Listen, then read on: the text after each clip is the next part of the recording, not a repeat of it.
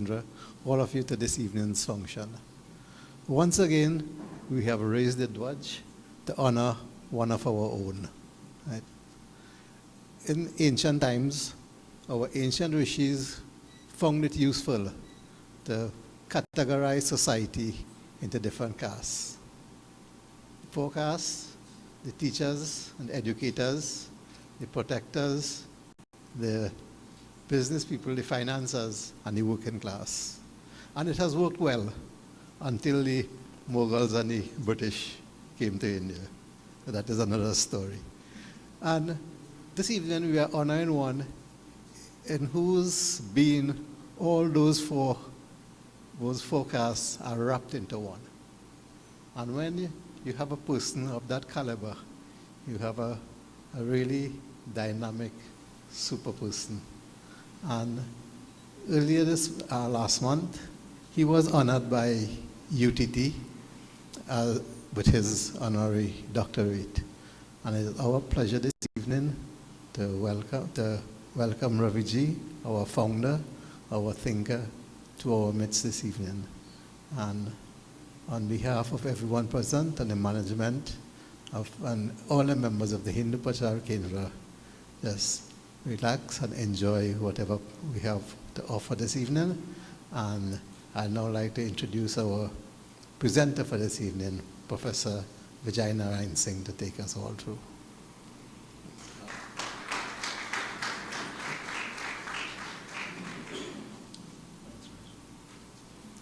Thank you, Rajan. Swami Ji, Ravi G, Gita Ji, and so many other dignitaries who I will recognize later as the evening goes on. We are gathered here to celebrate our Guruji, Ravi G, who got the honorary doctorate of Humane Letters granted by the University of Trinidad and Tobago. I have a few introductory remarks, but Pandita Indrani Rampasad, his Rakhi sister and my Rakhi sister, who is in Kashi at this time, sent a very brief note. And this note says everything. So as my introductory remarks, I will quote Pandita. Raviji crafted a revolution in Sanatan Dharma in TNT, where his creative ideas excited the young and old alike. He is a visionary who saw the larger puzzle as he worked with the individual pieces. He worked hard to lift the image of Sanatan Dharma at a national level and to strengthen ties with all ethnic groups. In one sentence, I can say, he raised the dwaj high and bold, surrendering never and forward ever. I am proud to be his smaller sister, Pandita Indrani. So with those few words, I think we are ready to move on to the evening. It's a crisp program, and we're just going to gallop through, but before I leave these opening remarks, in addition to this visionary described by Pandita, I would just like to mention that his creativity in Trinidad and Tobago produced Pradakshina, which never occurred anywhere in the world. Mantra Vimochan, the creativity that came in Diwali Nagar, the Pichkari, the Kala Kutir, and I also call this the row of Jandis which we now see that started with him. The youth camps, the Sankirtan, the Shakha, the Hindu Swayam Sevak Sangh, the Varsha Pratipada Sansad, the Jahaji Massacre Walk of Determination, Gangadhara, and so on. And of course, Astral, with links with all the indigenous peoples and all the pagan traditions that he believes so strongly in. Time is tight, and I will ask all the speakers, do not do recognizing each person if you can avoid it. I will do that for the rest of the evening. So I would immediately move on to have Geeta G, what is singing the Ravi G's life and vision and mission will be profiled throughout the evening through various songs and poetry. And perhaps the best way to start is with something that you all know, Mission to the Caribbean, one of his original creations in 1995, the 150th anniversary of the arrival of Indians in Trinidad and Tobago. And Ciro will do this. Thank you.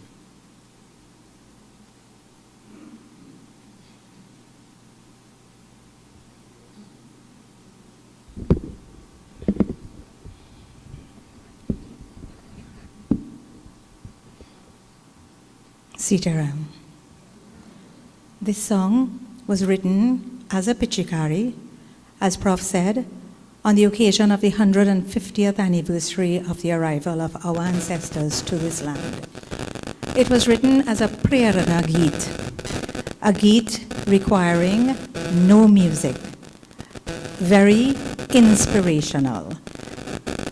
It is the voice of the Mother of the Universe speaking to her children in Bharat. And she is saying to them, go, go my children, go to the Caribbean. Plant the kitari, take the Ramayana, do all of those things, but remember the higher mission, Krinvantu Vishvam Aryam. Make this place a noble place. Mission to the Caribbean. Jao,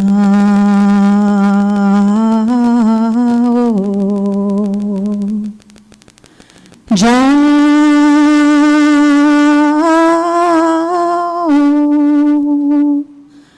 jao,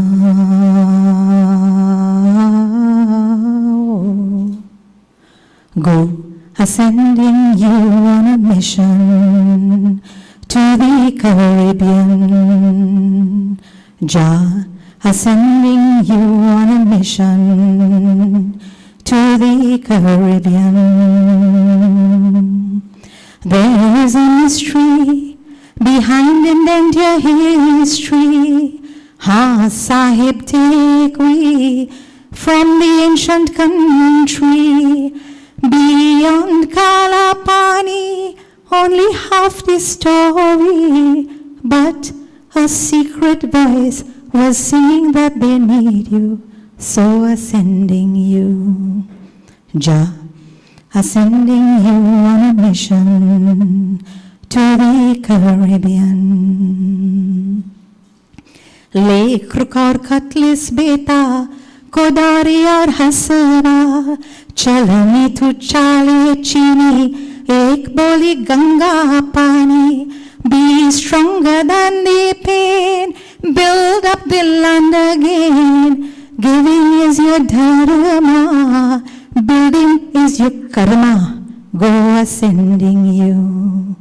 Jah, ascending you on a mission to the Caribbean. Bet, ascending you on a mission to the Caribbean. Plant kitari, sweetening the country. Or dhan grain in the Karni plain. People neem or bel patta, tulasi and pan ke patta. Charhave on dharti mata, water from your shining lota, ascending you. Jah, ascending you on a mission to the Caribbean. Go, ascending you on a mission to the Caribbean. Take the Ramayana to the Caribbean. Jhandi so colorful, song so joyful. Every creed and race, help them find their equal place. Go build a rainbow nation, fulfill my ambition. Go ascending you, Jah, ascending you on a mission to the Caribbean. So good samskar in every parivar, strength and intelligence, courage and obedience, work with 100 hands, give with 1,000, cling unto Vishwamaryam, your eternal mission, go ascending you. Jah, Jah beta, Jah.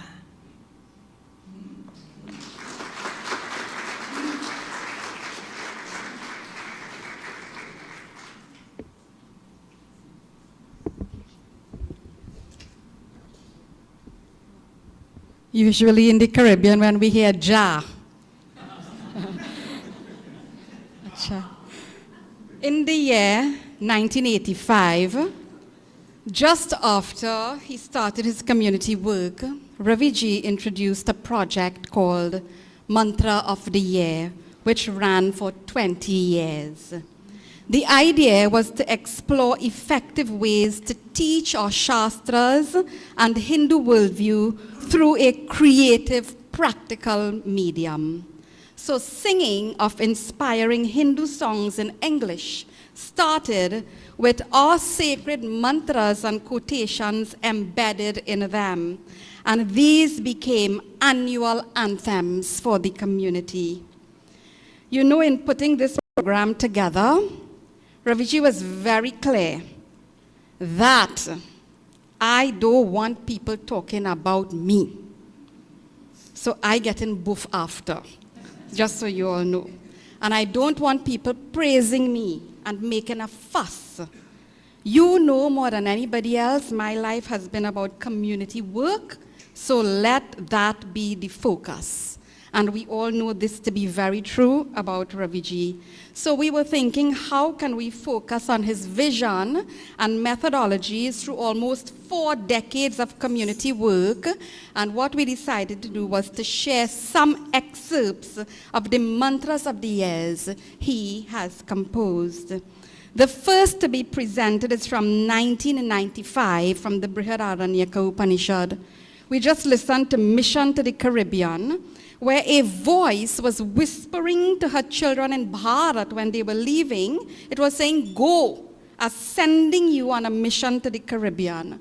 Well, that whisper became a call of ancient voices spread across the Caroni Plains. What were those voices saying? What is it still saying? You are our Santan. What does Santan mean? You are our children. Only when you go beyond all that your ancestors have accomplished, and when you climb to even higher planes than they would have done. I think Raviji was hearing these voices loudly and clearly because he pushed, and he continues to push everyone to excel and to do so with confidence in their identity and heritage. He has also added a voice of caution through the reference of Indra Dev. Here we lose the real for the phony. Well, all we have the phony already, but I don't think that is what Raviji meant. As we feel great pride when we recall yesteryear's story of our Jahaji ancestors, we have to ensure that when tomorrow reads our own story, tomorrow must never shame. So his mission has always been to build on yesterday's gain and to pass on a brighter flame. This you can follow as the Mandali leads us in an excerpt from Mantra of the Year 1995.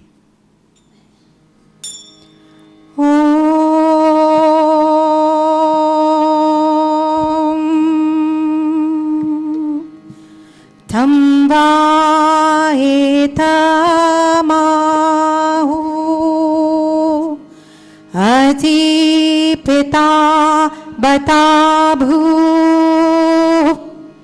अति पिता महोबता भू ओम।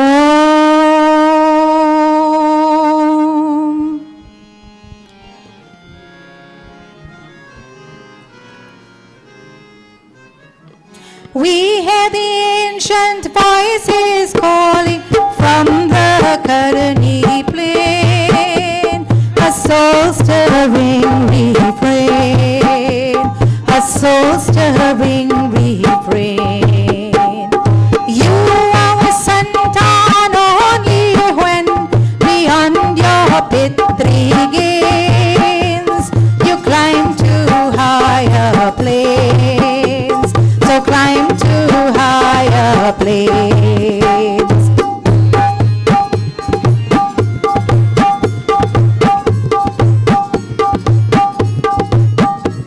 Like Indradev lost in a tamasic yoni, care we lose the real for a phony. Through vision in action shape our destiny. When tomorrow will read our story, tomorrow will never shame. Build on yesterday's gain and pass on a brighter flame. You are a santan only when beyond your pitri gains you climb to higher planes. So climb to higher planes. Climb to higher planes. Climb to higher planes. Climb to higher planes.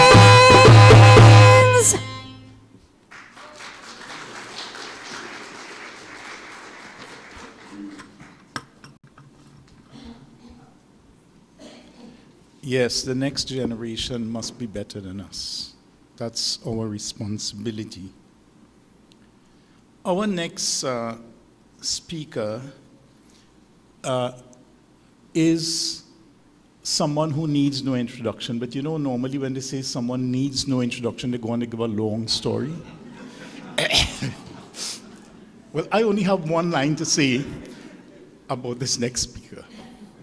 This next speaker is Swami Prachaar, and he is one of the most illustrious students that Ravi G produced. Swami G.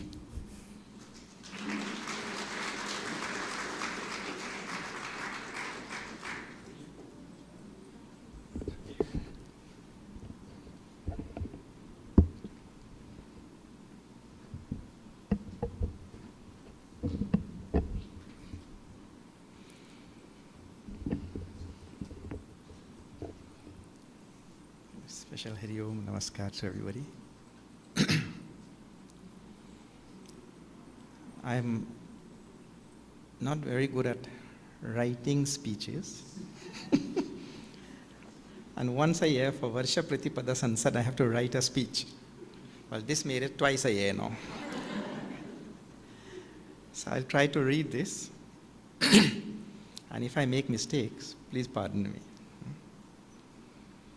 I can never cease to marvel at the tenacity and conviction of Sivdas Sadhu for giving us Bhagwan Shiva temple in the sea, nor at Doon Pandit for the Shaka Shakari Sanjeevani Hanuman Mandir, nor of Bade Sagan Maharaj's political foresight resulting in Hindu schools across Trinidad.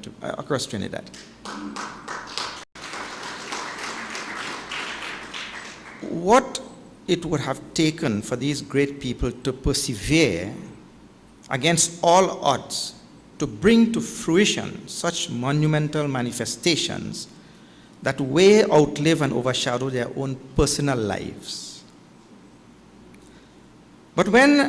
But then I am reminded of a soul-stirring account of Bharat Mata sending her children 177 years ago on a mission to the Caribbean, which you all just heard.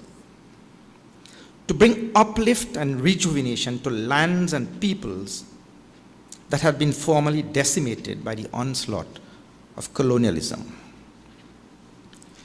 It is in this very same vein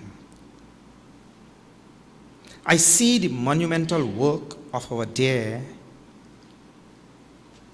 I was in Toronto in the last couple of weeks, and I was thinking how to phrase this. Dr. Shri Ravi G. I thought over a couple of weeks.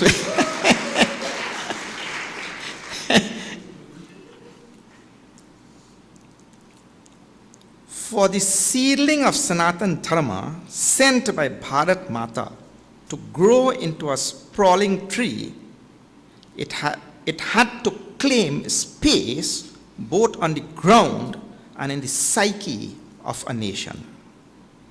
Whether it was writing about the Hindu landscape in the newspaper for decades on end, or the circumambulation, the pradakshina of Trinidad by foot, or the innovative pichikari to install a national singhasan from which social commentary can be launched, or the recreation and reimagination of the Tirth culture of the rishis through the Ganga Dhara, or the introduction of Sang in Trinidad and Tobago, or the inexhaustible list which Professor just read out of creative manifestation, I see all of it in the context of a caring soul tilling the soil so that this great big people tree of Sanatan Dharma can spread its roots and branches far and wide. We are all good at appreciating the beauty of the tree, but we should never forget the toil of the Mali, which, incidentally, he is doing through his work on gratitude to the Pitris even now.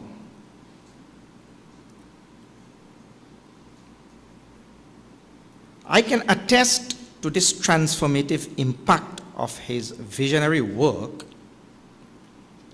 myself personally, and the impact it had on the Hindu psyche. I grew up in a home, and I may not have said this before, I grew up in a home where Bharat was glorified as a heavenly place. More interestingly, the home culture gave me no sense of patriotism or allegiance to Trinidad and Tobago. The idea that Bharat was my motherland was uppermost in my mind. For the first time, I heard from Ravi G that Trinidad and Tobago is my motherland. It was way back in the early 80s. It immediately oriented and rewired my brain. Later, I would learn that Janani Janma Bhumischa Swargadapi Gariyasi was an ideal of Bhagwan Sri Rama himself. Dr. Raviji was working the Ramayana into the young minds of the time. He had us putting on dhotis and going on parades and yatras from one village to another. One day, my dhoti also fell out. I picked up the dhoti and marched ahead. For me, it has always remained as a great metaphor, which Raviji himself tried to give life to. He was picking up the fallen fragments and moving on to recreate the full picture of Sanatan Dharma in a foreign soil. For him, it resulted in a Hindu renaissance in Trinidad and Tobago. For me and the many young people of the time, it was a psychological reorientation to Trinbago-centric and Hindu-centric. This latter point I see as the most significant influence in my life. He riveted in my mind my Hindu identity. Bades had brought Indian and Hindu to the forefront through the political marg. Dr. Shri Raviji was doing it through the scriptural Shastrik Marg. He would invariably fall back on a verse from the Upanishad, from Gita, from Ramayana, from Mahabharata, or from the Puranas to express and concretize the edifice of Sanatan Dharma in our minds and in the national space. For the first time, the Hindu community had a visionary who was a most exemplary community leader on the one hand, but at the same time, who was thoroughly grounded in Hindu Shastras and in Sanskrit, something which was lacking hitherto or till that time. Bhagavan says in Bhagavad Gita, Tasmat Shastram Pramanam Te Karya Karya Vyavastito. That Shastra should be our guide. Shastra should be the one that tells what we ought to do and what we ought not to do. Given the rapid shifting phenomena in front of our eyes today in this fast-moving world, I am more convinced that this approach to civilizational restructuring and advancement through the Hindu Shastras was the absolutely correct one which he adopted on his return to this country in the early 80s. I see today that Bharat Mata sent her Pracharak to actualize the teachings of the Bhagavad Gita. Our Puja Gurudev used to say that his work was to convert Hindus to Hinduism. While he was doing that in Bharat Desh, Dr. Shri Raviji was doing that in Trinidad and Tobago. He brought Hindus from being just namesake Hindus to a solid understanding of what it means to be Hindu. And I stand testimony to all of this type of work. Thank you very much for your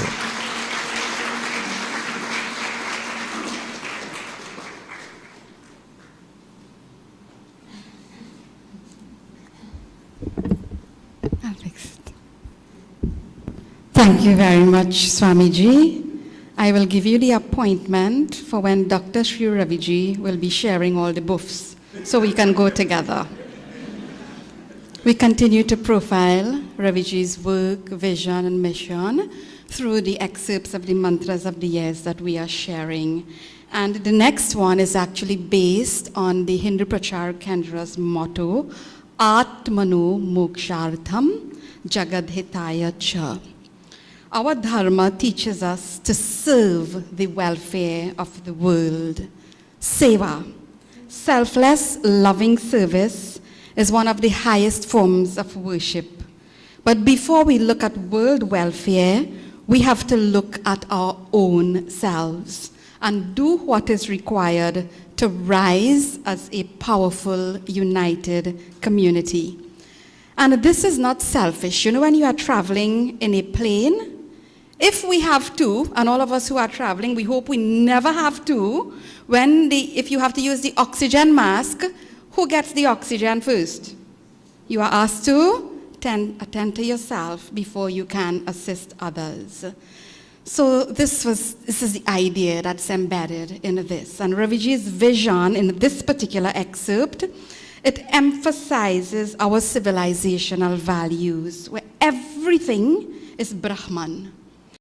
Every Atman in creation is like a brick in a building. Everything and everyone is interconnected, and the Hindu concept of world family, Vasudhaiva Kutumbakam, is celebrated here. So we see Raviji in all communities, as many of us would have said before, sharing in the sacred activities and events of our First Peoples and the Orisha community as well. And this doesn't compromise in any way who we are, because we embrace all conscious of who we are. Jagat Guru, Jagat Janani, you will see these words, world teacher and nurturer of civilizations. We are the same Sri Rama and the same Sri Krishna whom we worship, and the same Sita Mata who could stand before Ravana, powerful. And in every bone of our body, we are Dadhichi, who embodied sacrifice. What to talk of Durga Ma's Shakti? It is the blood in our veins. And these two hands Raviji described. One is Bansuri and one is Sri Rama's arrow. I don't know anyone else who could have written this. This is how he has invited us to see ourselves as we work for ourselves, for our community, and for the entire world. Excerpt of Mantra of the Year 2000.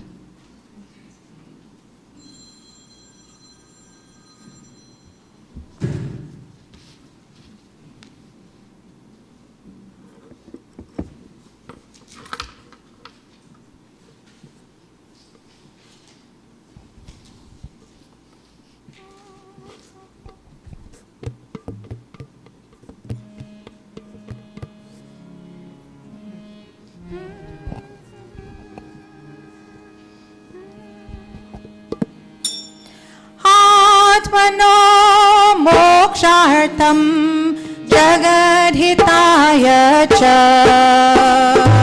आत्मनो मोक्षार्थं जगद्हिताय च the sankalpa of our dharma serve the welfare of the world, but first we have to lift our own self. Rise, rise, rise, a strong united whole.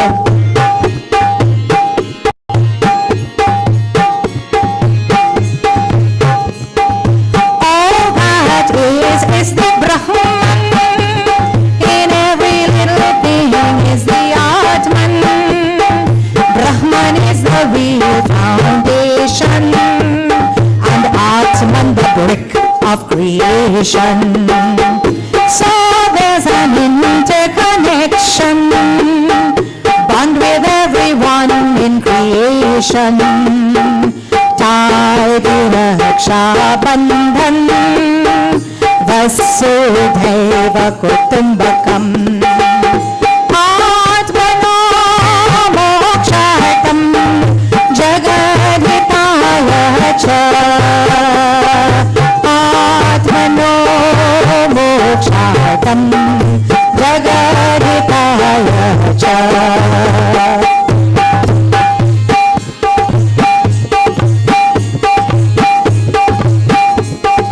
We are that same Jagat Guru.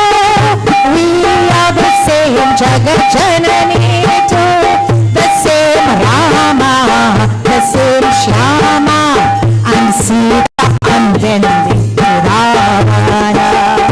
That which is every bone of our frame. The Shakti of Durga is the blood in our veins. Bansuri and arrow are our hands for self and the world. We must take hand. Atmano mokshartam jagadhitaya cha. Atmano mokshartam jagadhitaya cha.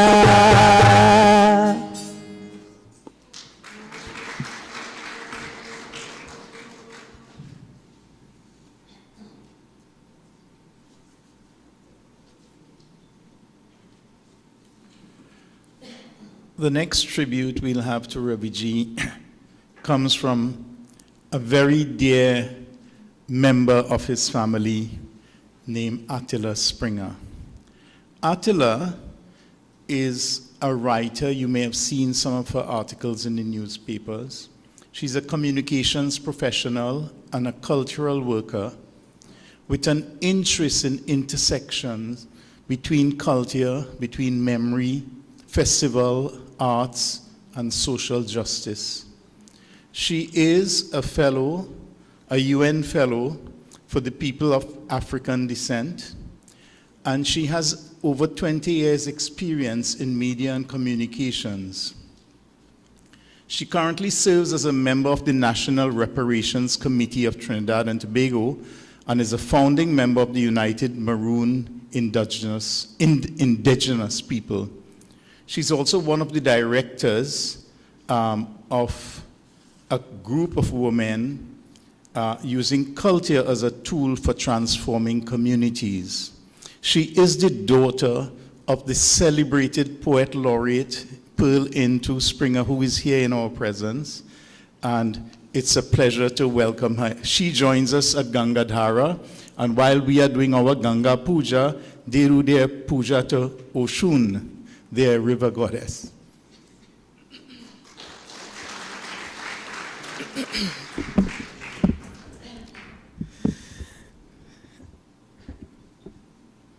Namaskar. Aburo Aboya Boshishe. This afternoon, I want to honor my storytelling genes and tell you a short story about Sri Dr. Uncle G. I also spent a long time trying to figure out how to do it. And this is a story ostensibly about his sense of humor. So in 2020, for Ravi G's birthday, I believe it was 2020 because it was the pandemic was still happening. And my partner and I, we called Uncle G to play him Happy Birthday on our nose flutes. Now, you probably don't know what a nose flute is, but it looks like this. And it's a very, it was made in Vietnam. And I'm gonna attempt to play it for you.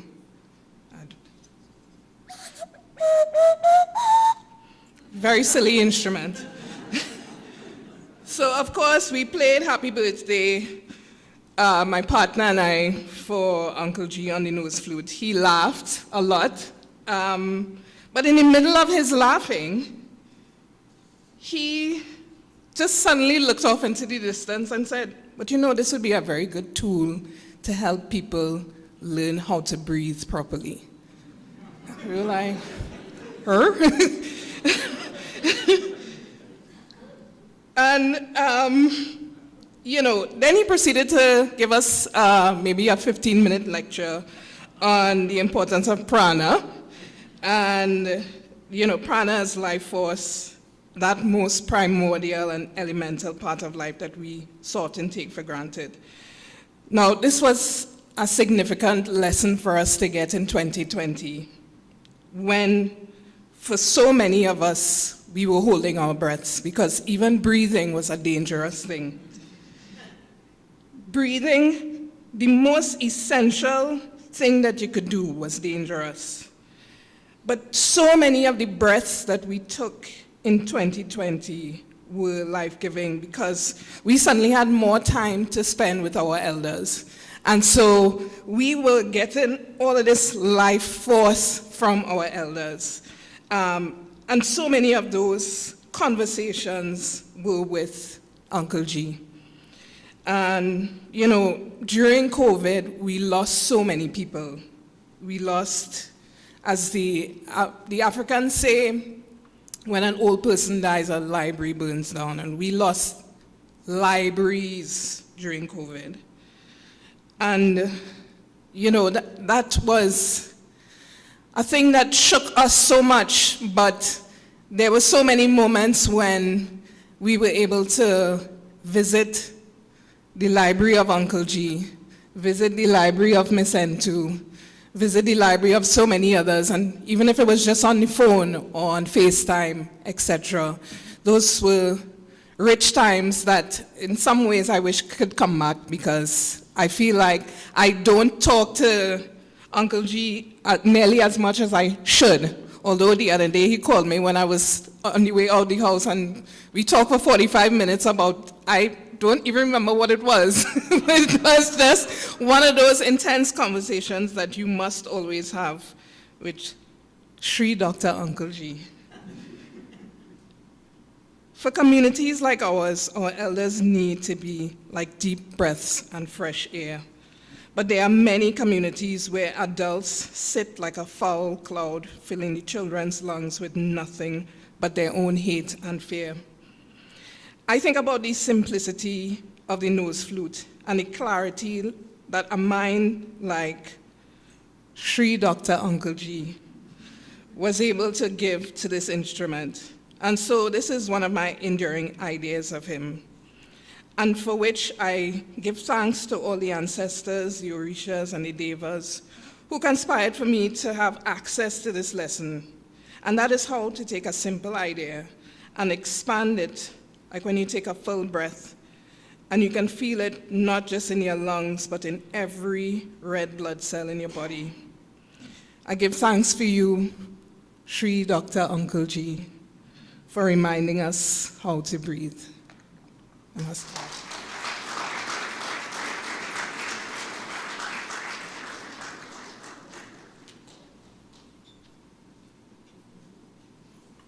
So poetic and beautiful, and I'll also let you know what time is the buffing appointment. Awakening, knowing, yes, Swamiji, yes, of course, if we see Swamiji leaving, it's not because he's running from the buff.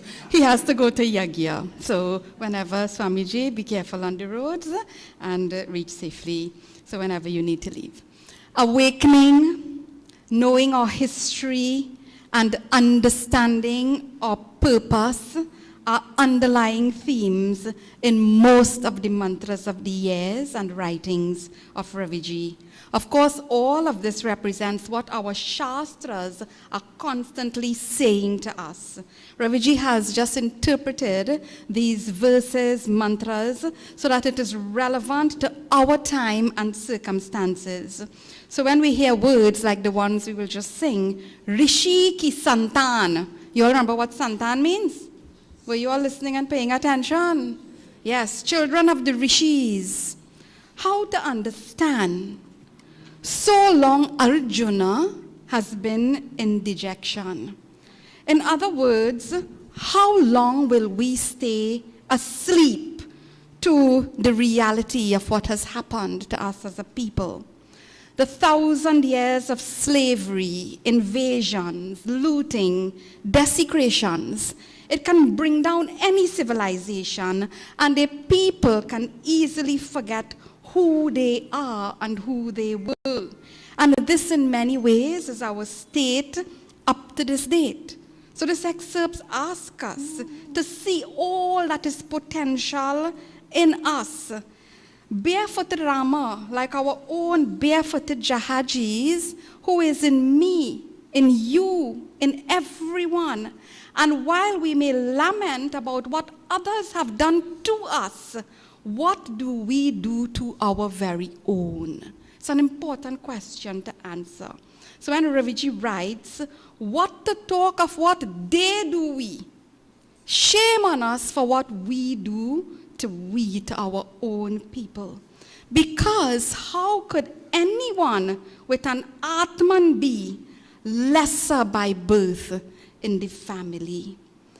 Will the oppression of the intelligent and skilled Ekalavya mentioned in this mantra continue till now because of his birth? Will we fear the shame of what we are passing down?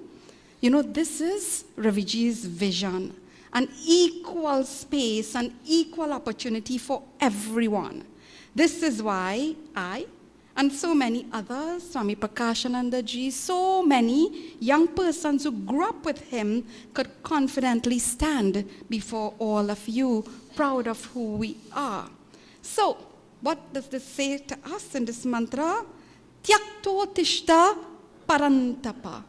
If you're sleeping, and we don't mean with these two eyes closed, if you are asleep to what is reality, the mantra of the year asks, rise up Arjuna, and let us cleanse each and every stain that goes against the dharmic grain. Join with the mantra of the year. You can't sing this quiet, because if you're saying rise up, you have to have the jor and the energy. Thank you, Swamiji.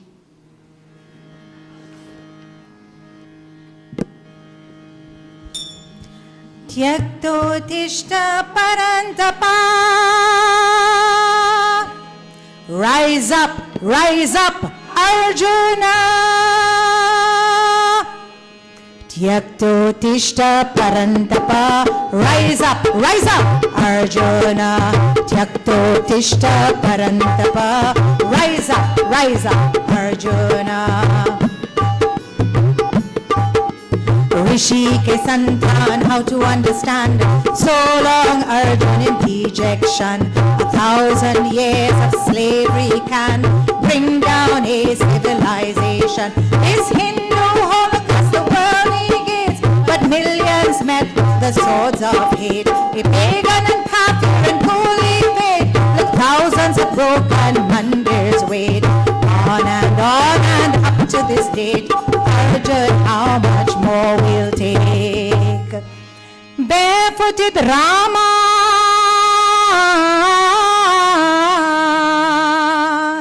that barefooted Rama who crushed Ravan is in me, in you, in everyone. So, Utishta Parantapa, rise up, Arjuna. What to talk of what they do, we shame on us for what we do, we.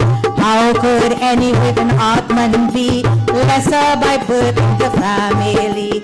Fear the shame of this story, Ekalavya ki kahani, a debt we're passing down history, a kala tika on our progeny. We must cleanse each and every stain that goes against the dharmic grain. Fear the shame.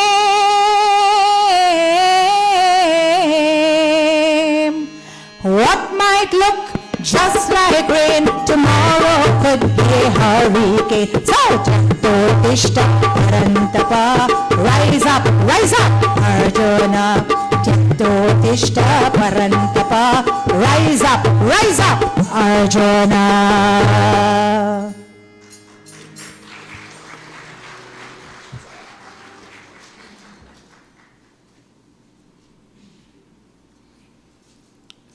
The next tribute comes from one of Ravi G's more recent, I was about to say young, graduates from the vacation course and the Ram Leela program and so on. But this is none other than Devanand Ramsaran, who grew up in this mandir from very early childhood. His mother was such a hard worker here, cooking and seeing about the children and seeing about all of us. And he came as a little toddler. And now Devanand is an attorney at law, a very confident young man. I'll ask Devanand to come and pay his tribute.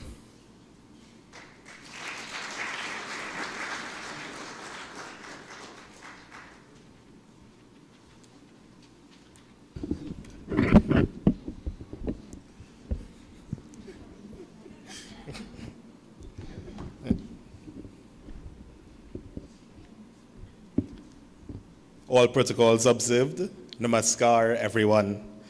So before I start, I will just request from Geeta Ji to add my name to the list of all those who are going to get buff after. I feel very honored to be given this opportunity to speak on this momentous occasion as we honor our very own Dr. Ravi G. I was asked to speak not on behalf of myself alone, but on behalf of all of the children and young adults that would have interacted, learned from, and have been inspired by Ravi G over the many years of his community work. Dr. Ravi G is a pioneer, a visionary, and a champion of Hindu Dharma. Ravi G had a vision to protect the continuity of Hindu Dharma, and his starting point was the Hindu youth. This is what I believe was the birthplace of Heritage Vacation Course and Balram Dilla, two of his projects that are specifically geared towards children and young persons. These two projects have a special place in my heart, and I'm sure it's the same for my peers who are here today. We spent every July and August vacation at the Hindu Prachaar Kendra. And we were so taken up by having fun, making friends, and giving trouble that we didn't realize that every year we were being sanskarized. So I know today is Ravi G's day, but I want to share a story with everyone. And it's a story about a little boy from Jalebia Trace. This little boy was so shy and so afraid that he hid behind his mother's skirt for his entire childhood.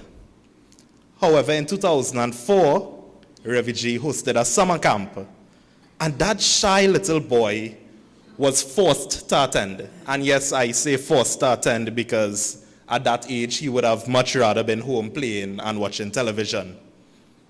But he went, and he learned, and he went back year after year. And soon enough, he was no longer shy.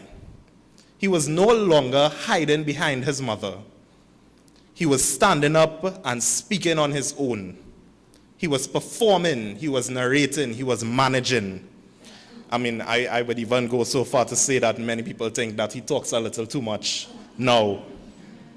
But it was through Ravi G's work that this little boy was able to come out of his shell. Then he had dreams of becoming an attorney at law. And he was able to accomplish this because of the training that he received through Heritage Vacation Course and Balram Dilla. But it just wasn't this shy little boy alone. There are so many more who have similar stories just like him. There are so many more who can say that they have become successful because of the impact of Ravi G's work. Sometimes we take for granted the work we are doing here at the Hindu Prachaar Kendra. But we need to do what Ravi G did. We need to look at the bigger picture. The work we are doing here might not have an immediate effect, but 10 or 20 years from now, the results will be tremendous. Dr. Ravi G, on behalf of everyone that you have inspired through your work, all of the children and the young persons, I thank you. You have had an everlasting effect on all of our lives by giving us the necessary tools to be enlightened citizens. Namaskar, Ravi G.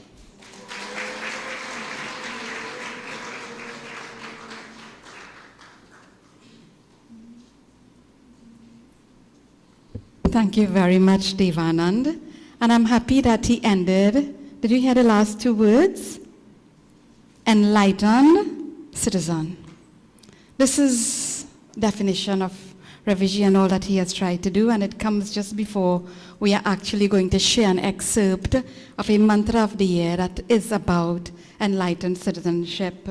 If you had the chance to see the slide presentation before we started, we'll run it again at the end, you would have heard the president of the University of Trinidad and Tobago describe Ravi G as a patriot, as the title of honorary doctor of humane letters was being conferred.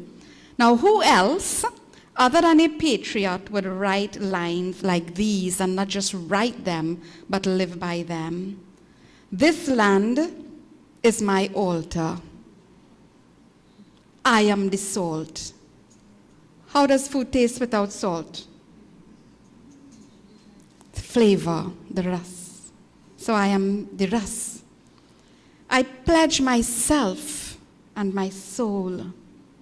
I pledge my head, my heart, and my hand. I pledge everything about myself to this my beloved land. In this space in which I was born, from this my motherland, and I think many of us, maybe 40 plus or 50 plus, grew up all thinking, what is the motherland? India Bharat. We all grew up thinking this, but we were taught otherwise. So it says, from this my motherland, I will expand myself in all directions, because my Vedi, my place of worship, is not a confined space. From this my motherland, Trinidad and Tobago, I will fulfill the mandate of the Rig Veda, Krinvantu Vishwam Aryam, to make this world a noble world. And how will I do this? My every action, however little it may seem, it must be a Hindu offering as I humbly serve my nation with courage, and with wisdom. Join us in Mantra of the Year 1991. Iyam Dedi Paro Antaha Prithivya Ayam Yajno Bhuvanasya Nabhi Ayam Yajno Bhuvanasya Nabhi Krinvantu Vishvamaryam Krinvantu Vishvamaryam Krinvantu Vishvamaryam Krinvantu Vishvamaryam. This land is my altar, I am the salt. I pledge myself and soul, my head and heart and hand, for this my beloved land. This land is my altar, I am the salt. I pledge myself and soul, my head and heart and hand, for this my beloved land. Krinvantu Vishvamaryam, Krinvantu Vishvamaryam, Krinvantu Vishvamaryam, Krinvantu Vishvamaryam. Every little action is a Hindu offering, like the ancient rishis. Every little action is a Hindu offering, like the ancient rishis. Brave and bold as Ram, wise and strong as Shyam. Brave and bold as Ram, wise and strong as Shyam. Krinvantu Vishvamaryam, Krinvantu Vishvamaryam, Krinvantu Vishvamaryam, Krinvantu Vishvamaryam, Krinvantu Vishvamaryam.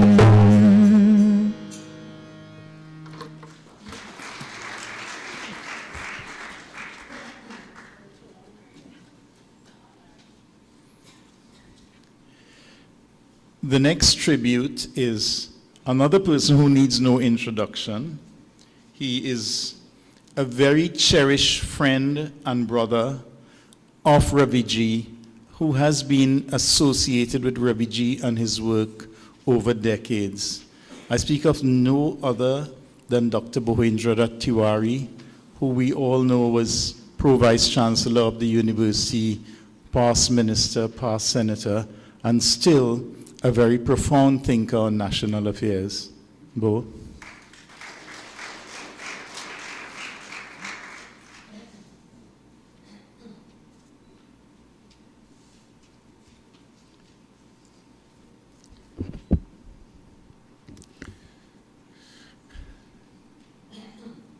Namaskar.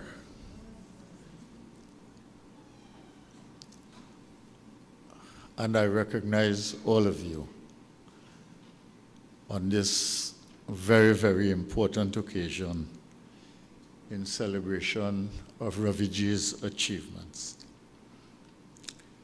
Ravi G is an extremely thoughtful and creative person. His work in Trinidad and Tobago reflects that thoughtfulness and creativity. And his thought and work and his desire for a creative approach to things have been driven by an ever-evolving consciousness about the value of Indian civilization and culture, the significant contribution of Hinduism to theological thought in the world, spiritual awakening, and to the ideas for living and developing as a human being. The values which emanate from the scriptural texts and what they teach us about how to live an elevated human life as individual, in family, in community, and in humanity are very important to him and central to his work as a spiritual leader and community catalyst. So it is not by accident, therefore, that one of his sterling contributions as a leader within the Hindu community in Trinidad and Tobago is his perpetual striving to lift Hinduism out of the trap of mere ritual, rigid orthodoxy, and unchanging conservatism to a more dynamic, inclusive, participatory, religious, and spiritual experience, more engaged with community challenges, and more concerned with putting philosophy, values, and lofty ideals into practice in order to make people better and to help them to live a better life and to live more personally rewarding, enriched, and uplifted lives. When Ravi G came back from studies in India, he began the Hindu Prachaar Kendra as an idea. I experienced worship with him and listened to some of his discourses, and they were satisfying enough and interesting enough to keep me coming with my wife Kamla and my 2 little children at the time. The Kendra was then in Londonville, in the Londonville Temple. Subsequently, it moved to a facility provided by Vishnu and Naila Maharaj and stayed there for many years. And we continued our relationship with Ravi G and the Kendra. One striking thing about Ravi G's Sunday sessions was mantra of the year. You've heard a lot. It has become central to this particular occasion. Every year, rooted in scripture, but practical enough to be used as a guide for living through the year and for life itself. I think one year, and I'm talking to you from memory here, I didn't do any research for this, I tried to go back in my mind. The mantra of the year was, make this world a noble place. Krinvantu Vishwam Aryam. It was a simple guide that was inspirational to me. Beside the mantras, whenever Raviji drew on scripture, it was always quotations that would illustrate the oneness of humanity, the connectedness of all living things, service to humanity, building of family, building of community. And the Kendra, by the way it conducted itself as a community, lived that message. So here was Ravi G leading with uplifting messages drawn from scripture, helping to give families strength, building a community of goodness in the Hindu Prachaar Kendra itself, and living service to humanity and community. These things resonated with me. And I know they resonated with Kamla, whose father lived such a philosophy, and it resonated with my children. I grew up my children to love freedom and to be independent, but also to be responsible and considerate, and therefore accountable. They did not take kindly to instructions or to conformity, even when they were young. If they did not understand something, they were unlikely to comply. When the time came for each of them, Neeraj first and then Shanta, to choose, they chose Ravi G as their guru. We never tried to influence them. It was their choice, each one of them.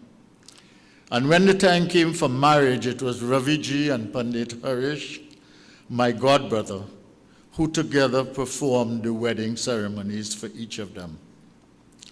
My children, Neerad and Shanta, now highly accomplished individuals, continue to have the highest regard for Ravi G and the utmost reverence, although Ravi G is boyish with them and even more playful with my grandchildren, especially Ariadhana.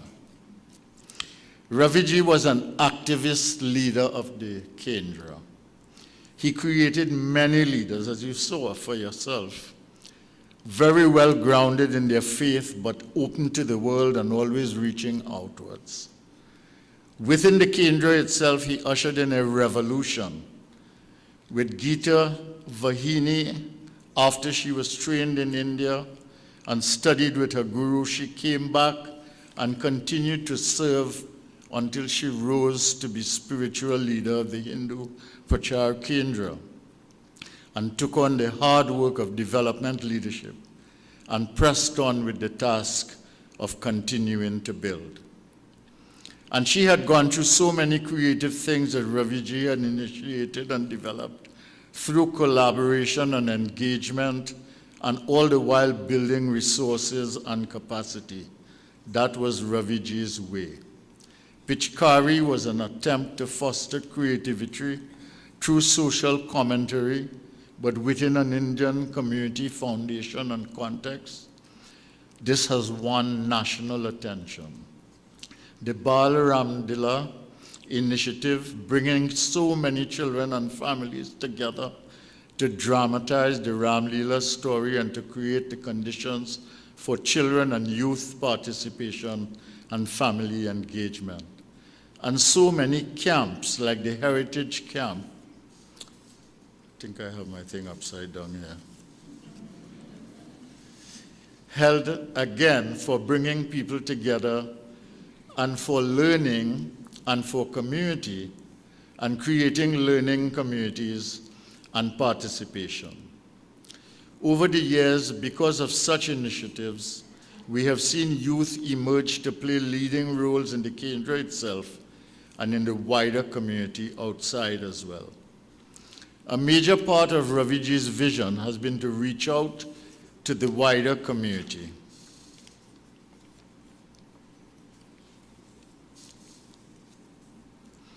What he calls the non-Abrahamic faiths, generally not regarded as real religions because of the Western perception that all the real religions belong to the Judeo-Christian tradition, and Islam is part of the Abrahamic tradition. So this anti-colonial fight for equality of recognition of religion, he has taken on.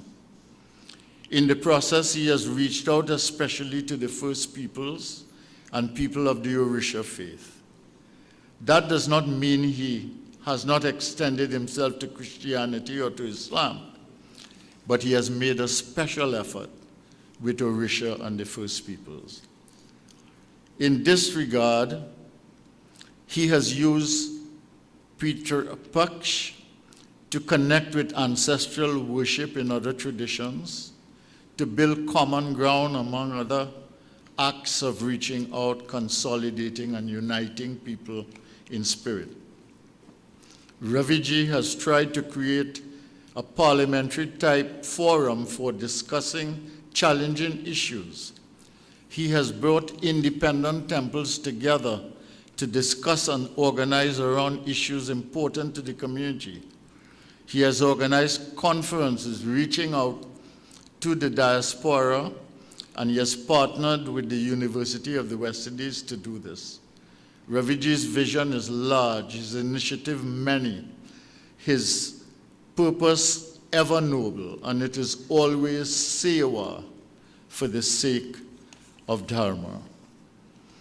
I think it is fair to say that while the Hindu religion and tradition remain with deep Indian roots, the Kendra has done its best to plant Hinduism firmly in the soil of Trinidad and Tobago, and to strengthen pride in the tradition and confidence in the tradition and civilization from which we came, yes, but also to infuse a deeper spirit of nationalism, contextual relevance connected to Trinidad and Tobago and the region, and to strengthen national and regional identity and commitment. Ravi G's quiet influence on Diwali Nagar and so many other organizations in the Hindu community and in the Indian community generally, and Indian organizations generally, has been immense. And because of the clear and courageous and sincere positions that he has taken nationally, he has won the respect of Trinidad and Tobago and built a reputation for integrity, and is today regarded as a national icon. In 1986, Ravi G arranged for runners to circle the country in a run of freedom and enlightenment. It was a very memorable occasion, Pradakshina. I close by making reference to a few personal things which I can never forget and which I acknowledge with a sense of gratitude. The support I received from Ravi G and the Kendra when I won my first election in 1986 with the NAR. Ravi G walked with my son in 2007 when he was a candidate for COP. He walked with me in 2015 when I became an opposition member. When I became principal of UE, he was so overjoyed and so understood the meaning of the occasion that he, together with others, like Professor Narayan Singh and the leadership of the Kendra at the time, did me the signal honor of bestowing the Kanti Marg Award on me, an honor which I cherish today. Today I'm so happy that Ravi G's life's work has been recognized by the University of Trinidad and Tobago. I close by saying namaskar and thank you, great gratitude. Ravi G, Dr. Ravi G, I should say, Dr. Ravindra Nath Maharaj. Well deserved.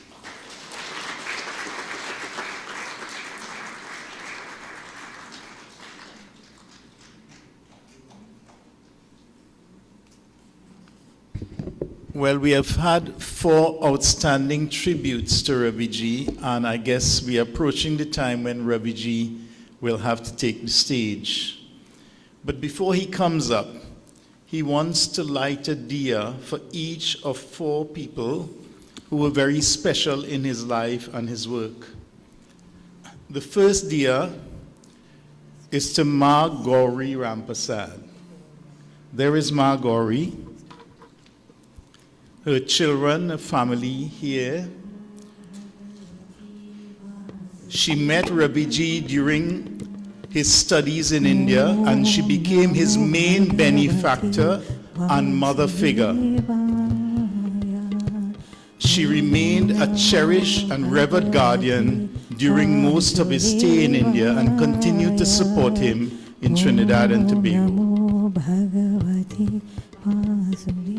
The second diya is for Sri Udit Singh.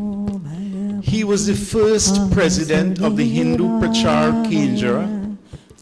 He was a live wire for Pichkari and the Kendra Pagua Festival in its formative years. His efforts to secure orders for painted pottery led to the development of the Kala Kutir cottage industry at the Kendra. Many of you may be surprised to know those colored diyas you see started at the Kendra. The third is to Sri Rabi Manu, the second president of the Hindu Prachaar Kendra. He was already serving the Kendra in the early 90s and took the helm when Udit Ji passed away. He and Ravi G were childhood friends from Kaparo. The fourth deer is for Sri Alwyn Shaw, former managing director of the Trinidad Guardian. He was the one who gave space to a sustained Hindu voice in the print media and Ravi G's weekly column, Journeying Through the Landscape. He and Ravi G shared a special brotherhood, and his wife, Penny, remained a great friend.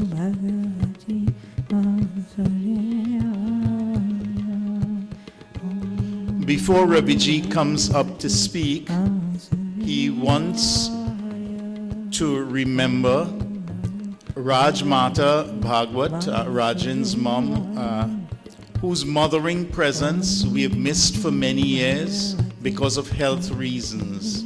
She has been a cherished guide and support to Ravi G through decades and took on the responsibilities in many projects, including Gangadhara in its early years, and brought it to full bloom as it is now. We pray for Raj Mata's well-being. Welcome, Ravi G.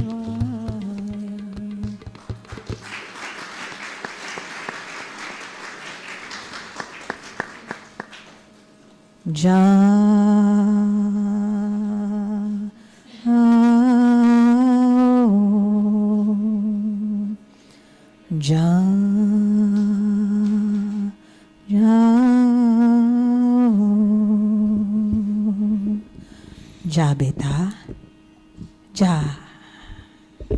You know, come, you want me to go?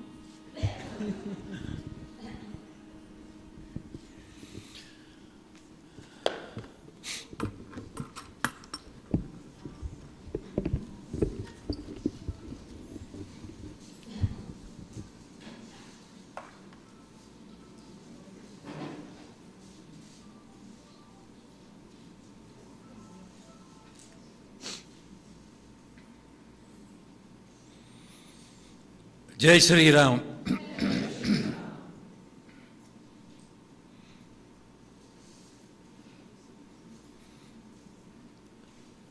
I owe so much to so many people.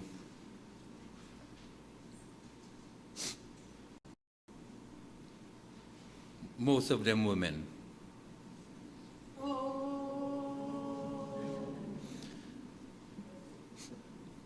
And as I stand here, if I stand a little taller, I stand on the shoulders of a very short one. But I could have made it really here because of Ma Gauri Rampasad.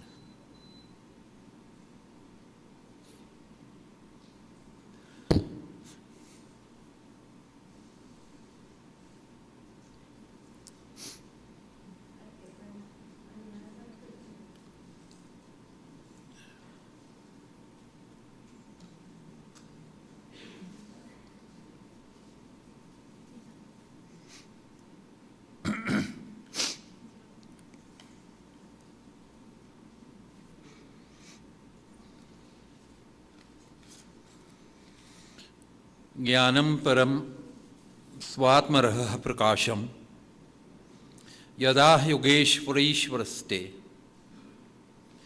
वक्तुम भगवान no अर्हति यद हि वीणा यद विष्णु भृत्या स्वभृत्यार्थकृत चरन्ति.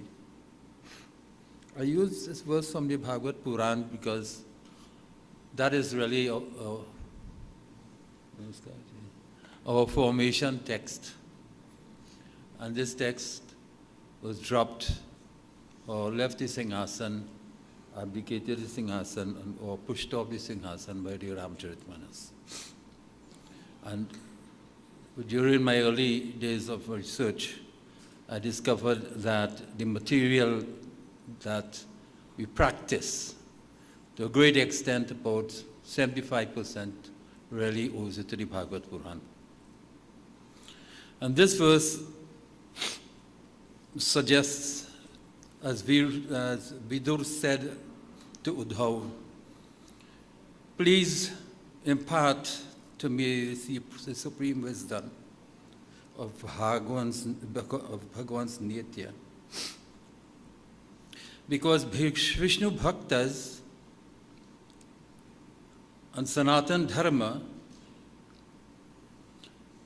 the Bhaktas move about in the world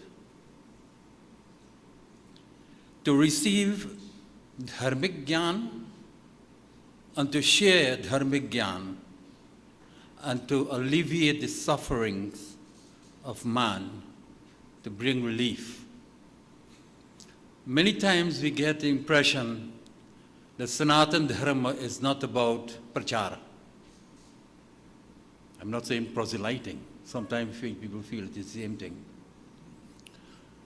But from this Bhagavad Puran, it suggests that it is the very nature and purpose of being Hindu. To go out, move about, beyond confines,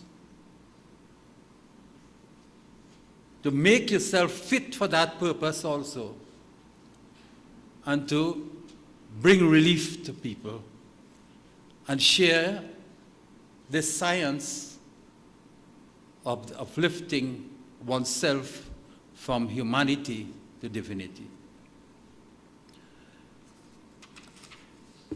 I am grateful for all those who of you have come and spent time to speak today. For an old drunkard. And I said that not to hide from it, but also to let you know that every one of us can improve. Every one of us could take steps beyond our imagination. That I weep today when I remember Ma, Gauri, and that moment, I mean, she used to, in a way, pester me to ask for money. But I was under scholarship and I thought it wasn't fair. But when I wanted to stay in India, after the 5-year scholarship, I asked.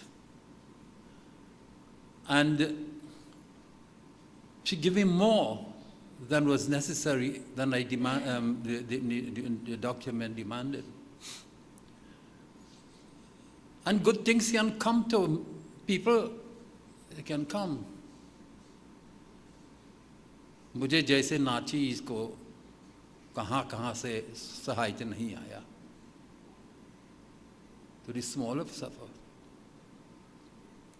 While Gita ji has been wondering how we're going to move with this next step, because he said, Ravi G, you use this mandir as if it's a, what?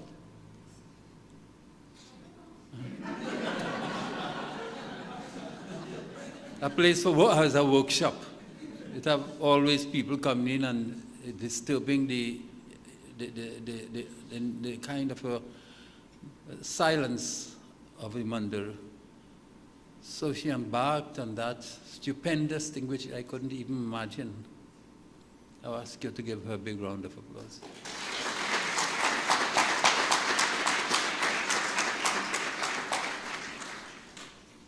So if I go beyond time too, I'll have to go to Gita ji. I want to suggest what is current from the VPS Varsh Patwara said.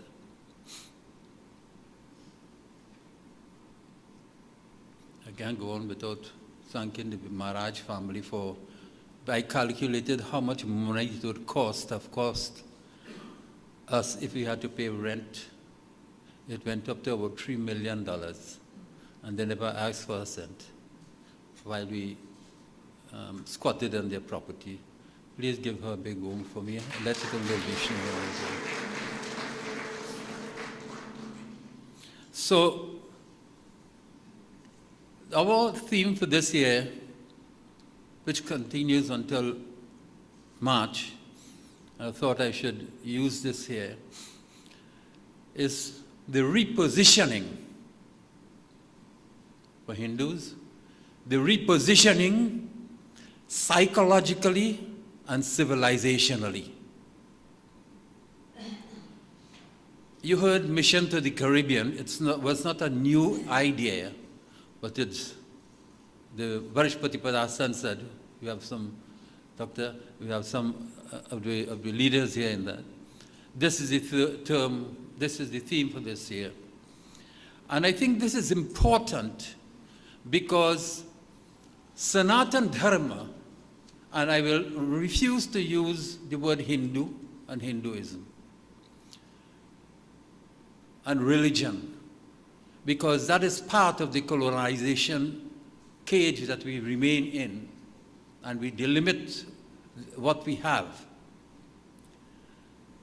So you listen to Mission to the Caribbean, and that explains there's a mystery behind Indian history. Because we, you see, and began calling ourselves to as coolies. We love the word so much. We embrace it wholeheartedly. And forget that we are Kuleens. Kuleens, Kuleen means those who are well brought up. Kula, from family, from generations of family, have been well brought up. And we exchange that.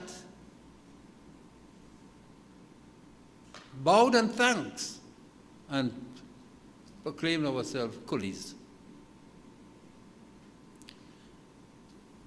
So, Mission to the Caribbean is what explains to me why we are here. And that is why I want to suggest, if we are here because of this reason, we have a responsibility.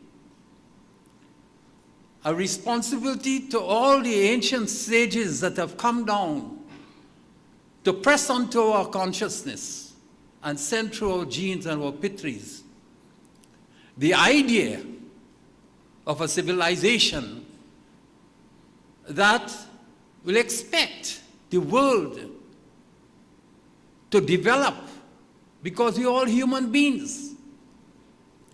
Not because we don't belong to a particular religion, we would not move up in the hierarchy of spirituality.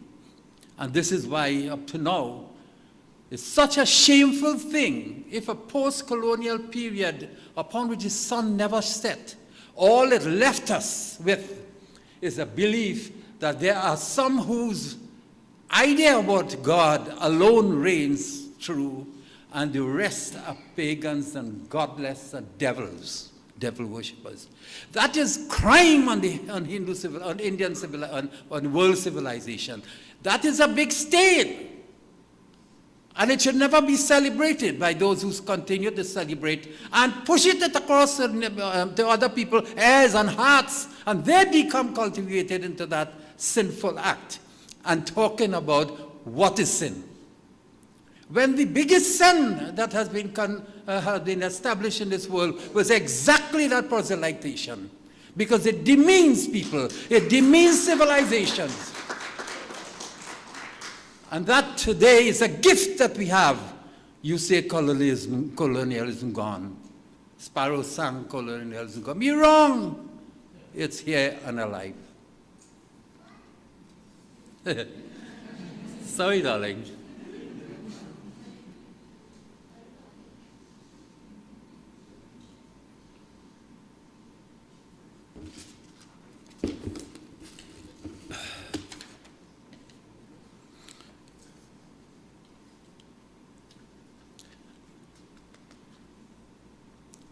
So we accepted that we are second class and third class as Hindu people.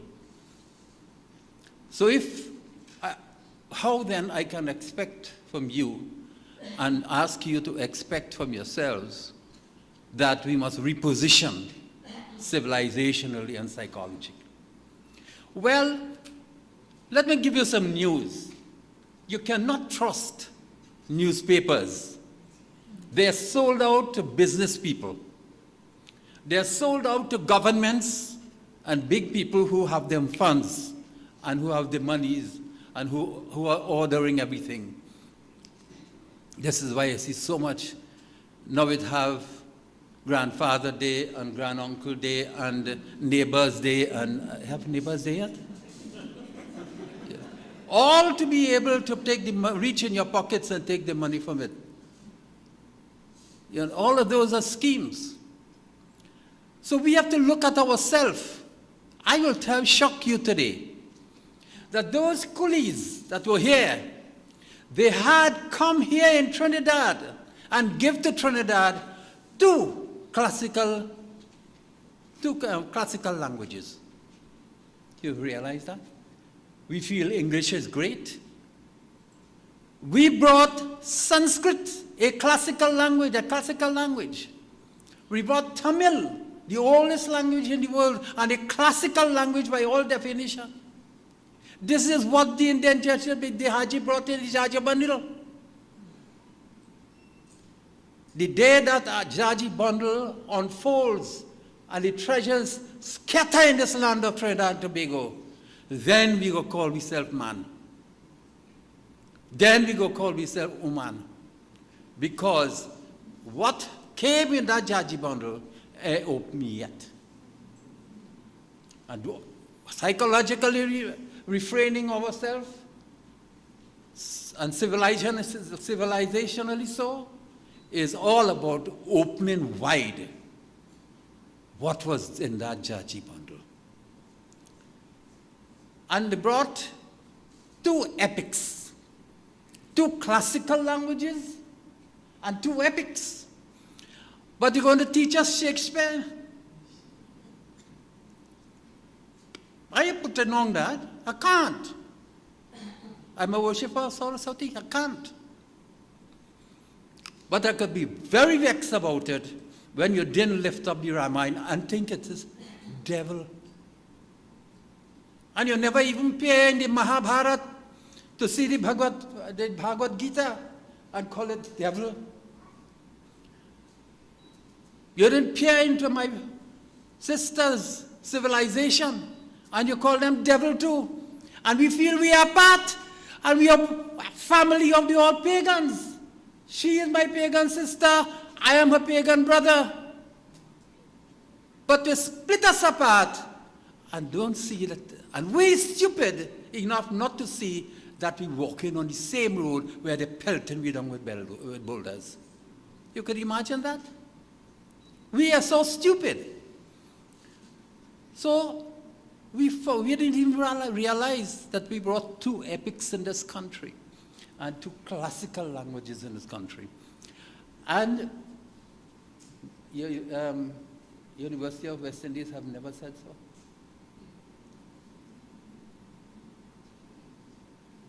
University of Trinidad and Tobago have never said so. And they are our university.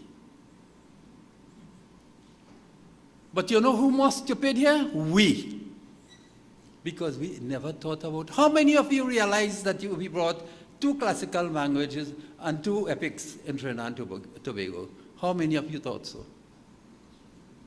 There goes. You know where the fault lies? On the Singhasan. Just imagine the Singhasan also is dumb about this. Just imagine that the Singhasan does not know this.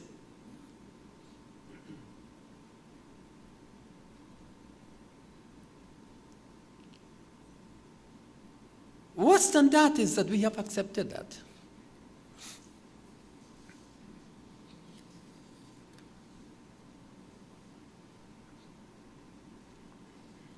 But that is not all that we brought.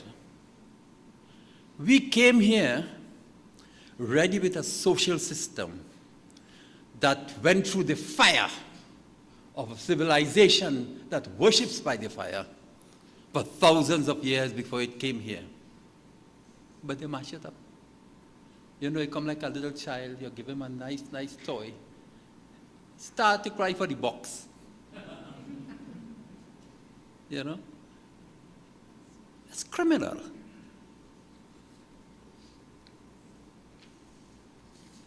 You know, forget who it was called me and tell me the thing is, मेरे धर्मपत्नी Sujata was called with me. You have to go early. Because Christmas shopping, and our community is busy with Christmas shopping. Think about that. Compare that to our energies for Diwali. And the imagination, the joy, the expectation of others on Christmas Day towards us and of ourselves towards all. Now, I'm not condemning that. What I'm condemning is when we make that a priority over Diwali. I am rhyming. Where is our head? Where is our sense of ourselves? Being nice to others and not nice to ourselves? So we're busy on Christmas time, and we cannot deny the spirituality of Jesus Christ.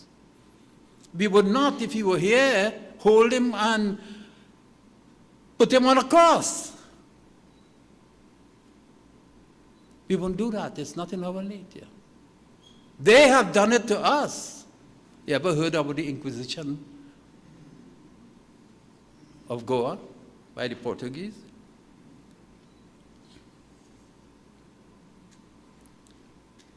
So Christmas is great to us. Let me relate a little story. I was small. My friend Dip is not here. I was small. From then, our very Hindu home, my father never drank, never smoked. But he gave me my first drink.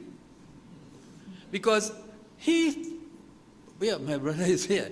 He was pushed. I could remember, Serena, I think you will remember this, that on the outside, for the only time they would have something new bought was a tablecloth, a kind of oil tablecloth with a lot of fruits on it. And on that, I can't remember what it is, a round thing, and he would put a bottle of Eclipse rum. He never drinks it.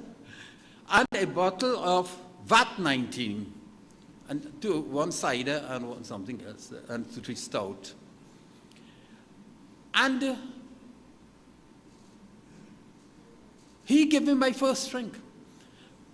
So we went around as young boys from house to house, and every home you go, we expect them to give us a drink too and a piece of meat. Actually, one of my nicknames was fish meat. I had loved to fish. So by evening when I come home drunk and I cussing. My father take a handle from a cutlass and beat me, forgetting that he gave me the first drink, all in the name of Christmas. Now, there is a lesson here, why it is that in the Hindu home, Christmas is so important and big, and it's family time. Not Diwali, not Shivratri, nothing. And that is something that our community has to think about. Not condemning Christmas. We are not that type of people. But we mustn't be the type of people that we will totally forget who we are and what we ought to do. That's the issue. So, repositioning ourselves psychologically and civilizationally is about that.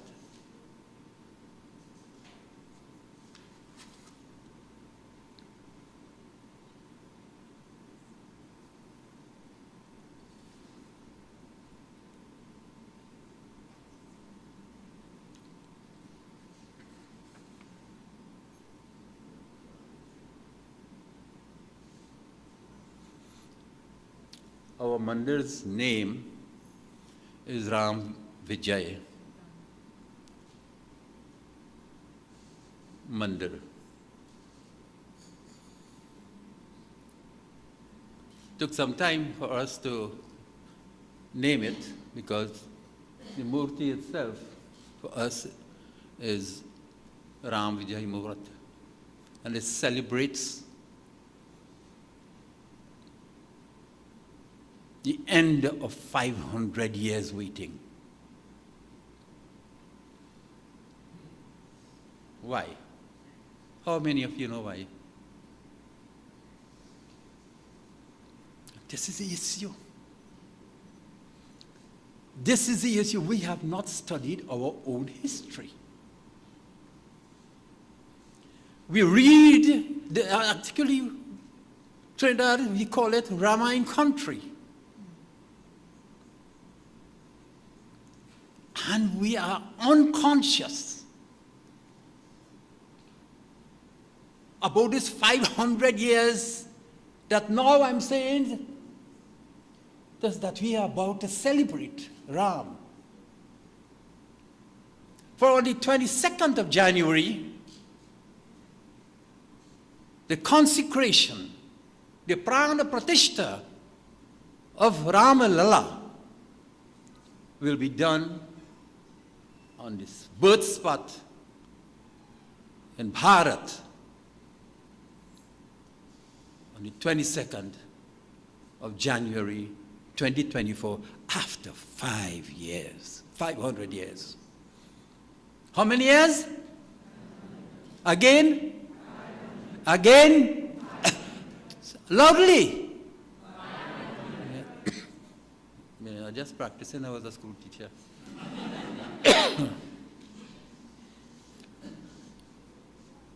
But just that this does not move us, that this is not creating a buzz in the community, but Christmas is.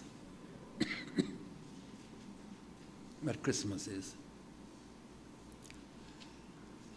So you see the repositioning, but it's not coming from the Singhasan. How many of you have been to a Ramayana Yajna in the last 2 months? Nobody? Only one person? Well, all was off than I thought. Yeah, I had this situation worse than I thought. Yeah? Oh. On TV, have you watched? No, they was putting on Balika Badu. That happened to me. Quarrel when I want to see YouTube, and Madam want to see Balika Badu. I mean, I watching something, historical thing in India come in. I come inside, sit on Bab, Balika Badu going to start. And, you know, no, this is very serious matter here. This is serious matter here. Because 500 years, and if it hasn't come from the Singhasan, Jai Shri Ram. Hold it.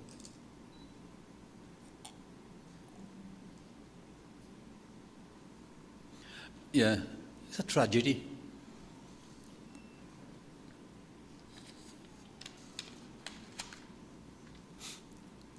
Well, this downfall started in 717, right through 1757.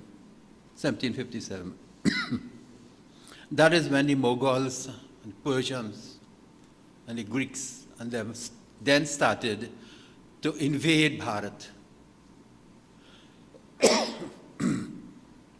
There was one of them who was a serious guy, bad man, but he refused to go into India and invade India. That name, anybody knows? Genghis Khan. Who said it? Yes, Genghis Khan. That might surprise you all. He refused to go and did what others did, to break down the mandirs and all of that. So they started, but why they so many? And then after in 1765, British started. The Portuguese were part of that. The worst people who went to India is not the British.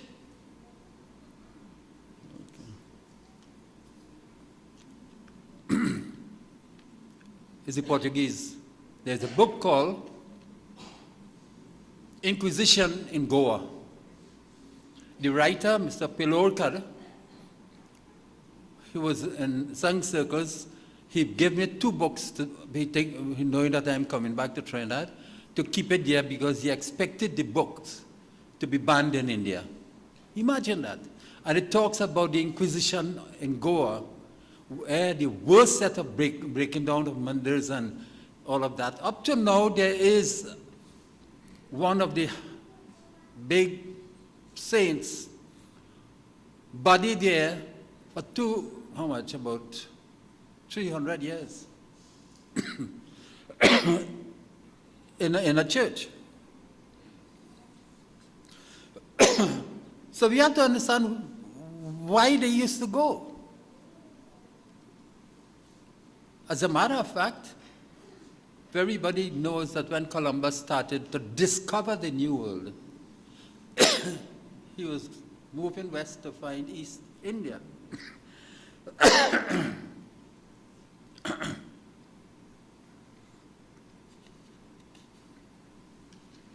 So that movement of peoples to discover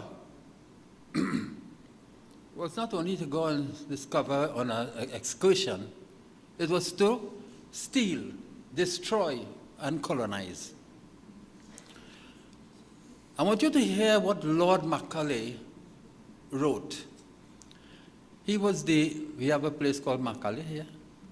He was the education minister in Britain when they were ruling India. And he said in his minutes, "I don't think we would ever conquer this country unless we break the very backbone of this nation, which is her spiritual cultural heritage.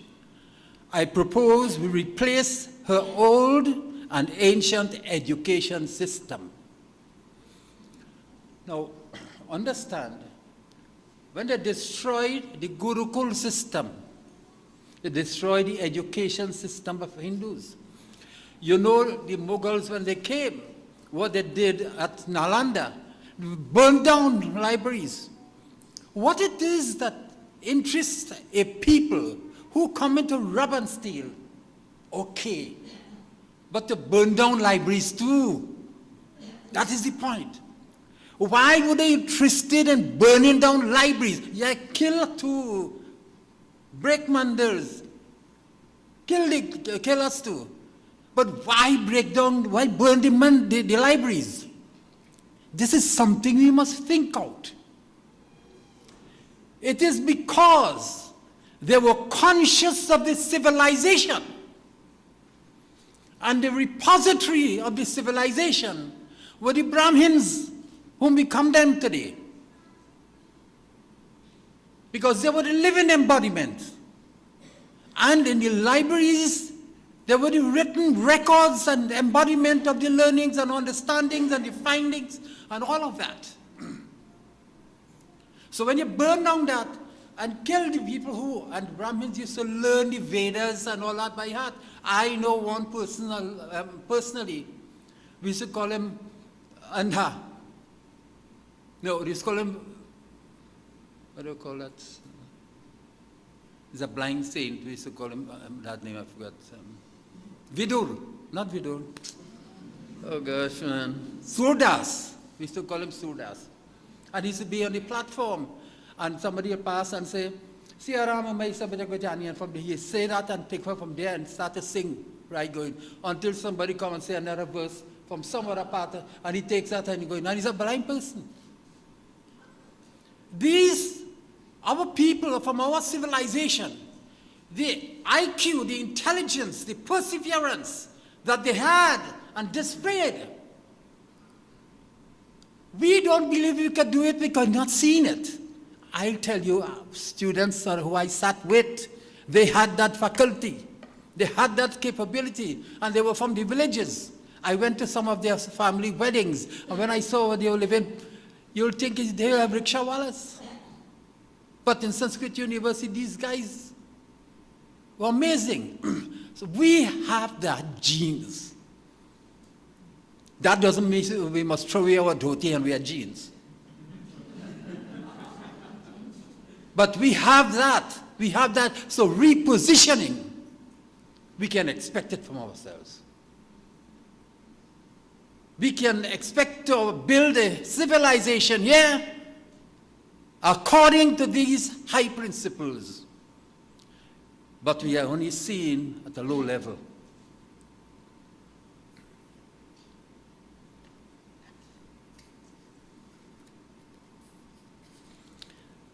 Macaulay wrote to his father, quote, "No Hindu who has received an English education ever continues to be sincerely attracted to his religion." Just now, I'll tell you, which I remembered the population from years now, certain years. I'll read it to you just now.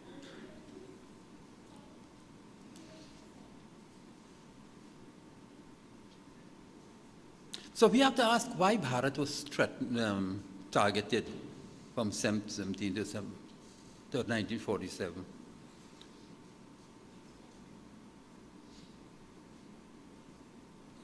Do you know the first coin, this might be arguable, was minted and used by the Gupta's dynasty?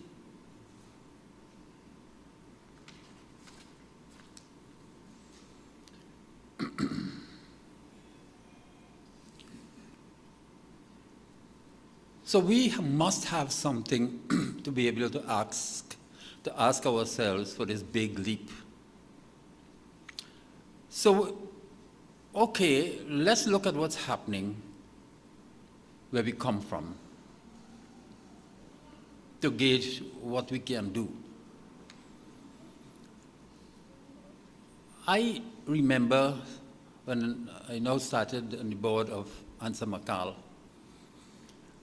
I went a little early, and Mr. Tony Sabga and Big Son had come a little early for the meeting. They were just coming from the east, from India and the Asia, when they went to Prospect. And they were talking with the other few who were there before the meeting. And they were talking about their visit to India. I hadn't come too long ago from India, and these people were talking about a land of opportunities. I couldn't believe what they're talking about. It was the first time I was hearing the word superpower and India in the same sentence by these brilliant, hard-working people who sold portic cloth on the roadside in Caparo on these places and work hard and build themselves. But that is what they saw there. Later and later, we start to see what unfolded. Today, Bharat's economy is pitching, I think it's the forecast by these international people talked about 7% growth rate for the next 2 or 3 years or something like that. They are the first now in startups, medical, doctors across the world, but in India, pharmacy, medical, it is now where everybody is going. Sports, I remember when cricketers come from India, I used to shame. They can't stand up in front of Gilchrist and these guys. The only day I was leaving in 72 to go to India, and that I saw Gavaskar for the first time, batting, and the bowler bowling off his reach, and he showing the man the wicket. I couldn't believe who this little fella called Gavaskar until I hear the calypso saying, Gavaskar, the little master, they can't out him at all, not at all, not at all, they can't out him at all. So I left here with that signal. By the time I come back, India was the center of the world cricket, you know. So sport, where I thought we can't do nothing at all, even there, this year they've won more gold than all the years they put together. Yoga is a global phenomenon now, and to me, one of the greatest things I saw in the G20, that Narendra Modi hug up, I can't remember his name, the African head, and walking to put him in a seat. He was now part of G20.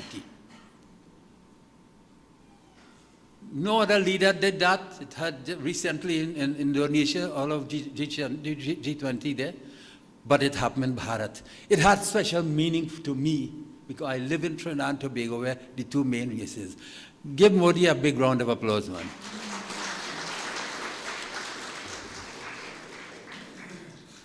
So, thanks, Prof, for giving me this thing. And I must say that Vijay and Ceremony are the only two people, apart from Naila and Grace, and Nandi. Well, I don't can't consider Nandi as a visitor. But all the time come and see the old people. Thank you, Vijay and Ceremony.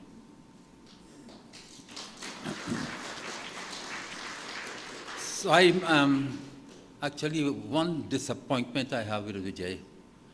For about 5 years, I begged him, take up the Bhagavad Puran. Take up, he has the brain for it. I don't have the brain for it. I just had the cast for it.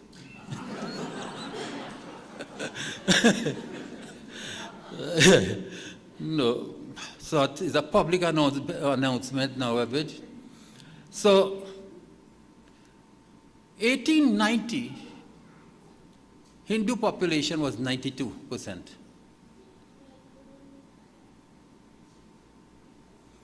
1910, 78%.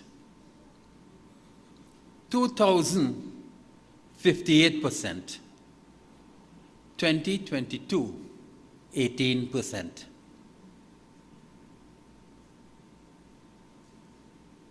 Now, if that doesn't ask you and you that we got to do something about it, I don't know when. So repositioning, we have examples. It started, we were just late in understanding. It started in 1952. In 1995, the Kendra, in the celebration of the 150th anniversary of Indian arrival, Senator, you must lift up this thing in the Senate sometime.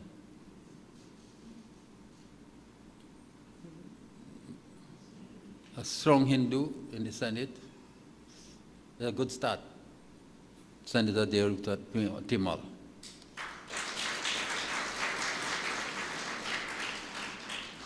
The man who started it in 1952 is someone who we beat up on. You're not a good man, we say.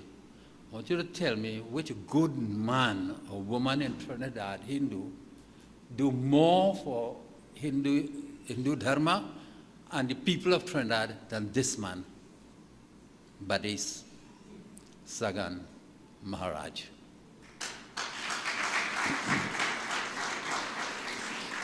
He was the son of Babuni and hear the surprise. Matthew S. Sagan Maharaj, Matthew.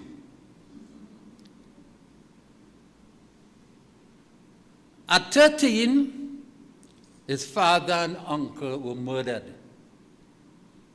Many times they were attempts on his life. At that time, he wasn't a Bajon, he was a little boy. He went to Caroni CM school. I went to CM school too. I went to Caroni, I went to several schools, really. And in Tunapuna, he went to Pamphylian High School. He started his work and livelihood digging sand in Caroni River. Then saved and bought a truck and started to not only dig, employ people while he transported. And then he got into to the base and became started up a transport system in the American base. At that time, Americans were pulling out of Trinidad and Tobago. And what happened? He was in a position to buy some of the lands there and also buy galvanized and lumber.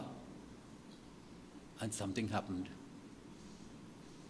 The lumber and galvanized, in 1952, when he formed Mahasabha, he started to build schools.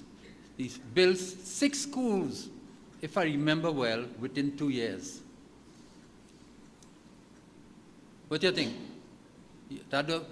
No applause for that?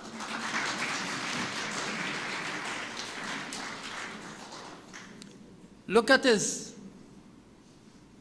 Gitaji, we have to have a great celebration for Madais, either on his birthday or Indian arrival. He was a politician. He became a millionaire when he was 30. When he built his Hindu schools, Williams called it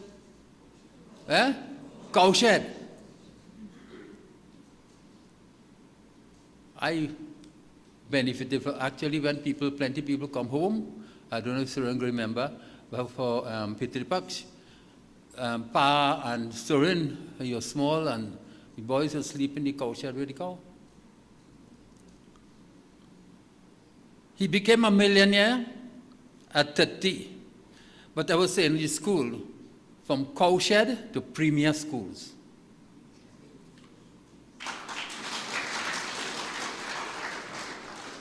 He was politician, unionist, businessman, wrestler when he was 20 years.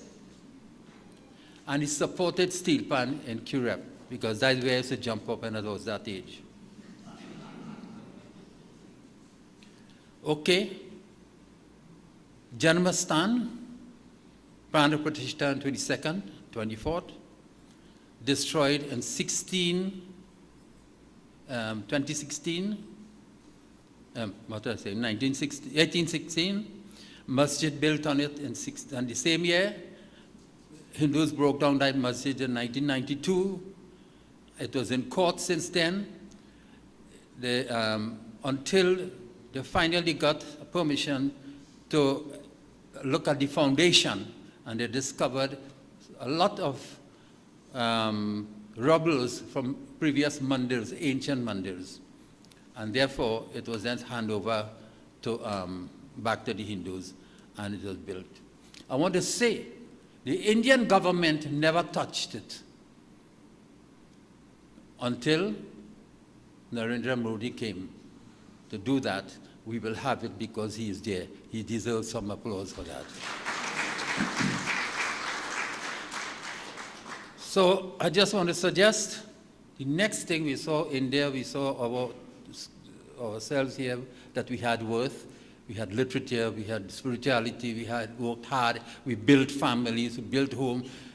The tradition drove us to build home. I'll tell you one memory from my childhood.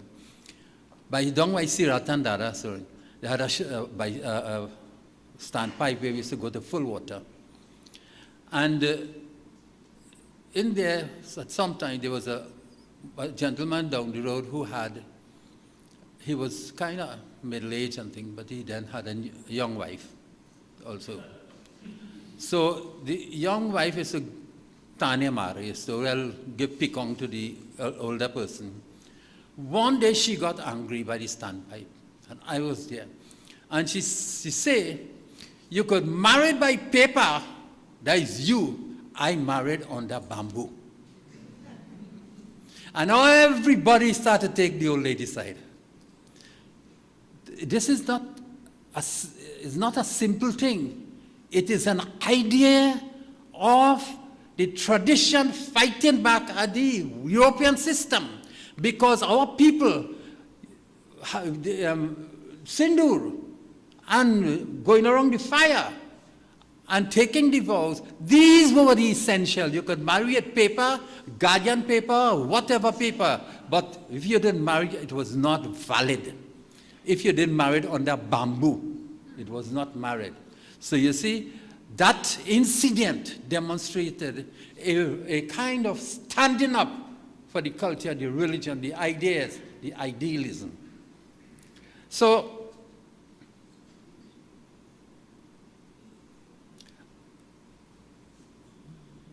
when I early started to do my research, I realized that Pitripaksh, the ancestral thing, push back, I can't go through the whole system where people had to get married because they were scared if they don't have children, who's going to do the work? And if you don't have a home, nobody are giving you the daughter. So what you had to do, you have to make a home. But if you have no land, you can't have home. You remember the time they say, all the Indian dollars just fight over land. But where that come from? What is the value that drove that is this. Because if you have land, you can't build house. And if you work hard, you can't buy land. And if you have land and family and house, you can't bring dollar in, you can't have family to secure your afterlife. You understand? We have to do research and understand what we have that looks like nonsense and make sense about it. Give our ancestors a big round of applause. So I will end there and end with this, that Mata Bhumi Putroham Prithivyaha. Sri Ramachandra, a lot has spoken about this. At the dramatic moment, when he could have gained all the gold, you know, we Trinidadians had run it for the greenbacks. You know his greenbacks? American dollars, greenbacks. We live in our country and run in there for greenback. What did Sri Ramchandra say? When he was getting Lanka, he did, after he won the war, he was not going to the city to sit in the throne. And there was a delegation that came with some of the ministers and Ravan's family and so on to take him to the throne, to take him to the parliament. And he did not say anything like that. He turned to his brother and said, "Hey Lakshmana, Janani Janma Bhumischa Swargadapi Gariyasi." O Lakshman, mother and motherland is greater than even heaven. There is no greater word has been said that where you're born, wherever you're born, you must be committed to that land than these words of Prabhu Ram. To thank all of you, and my sister, thank you for your presence here too.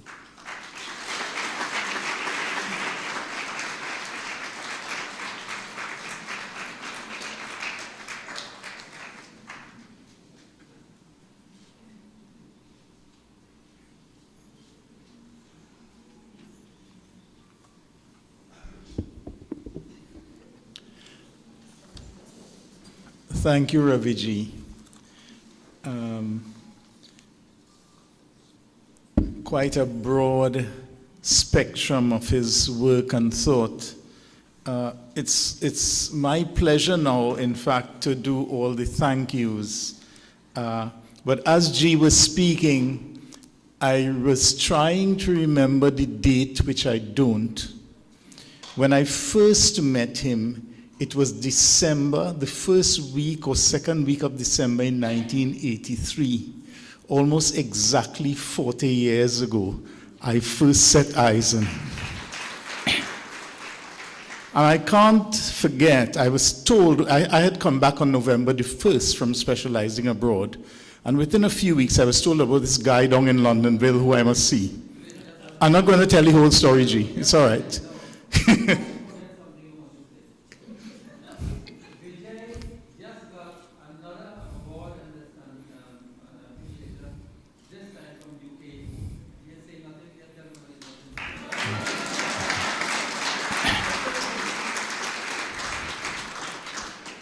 It's all right, G. The bigger one I got was from Bharat.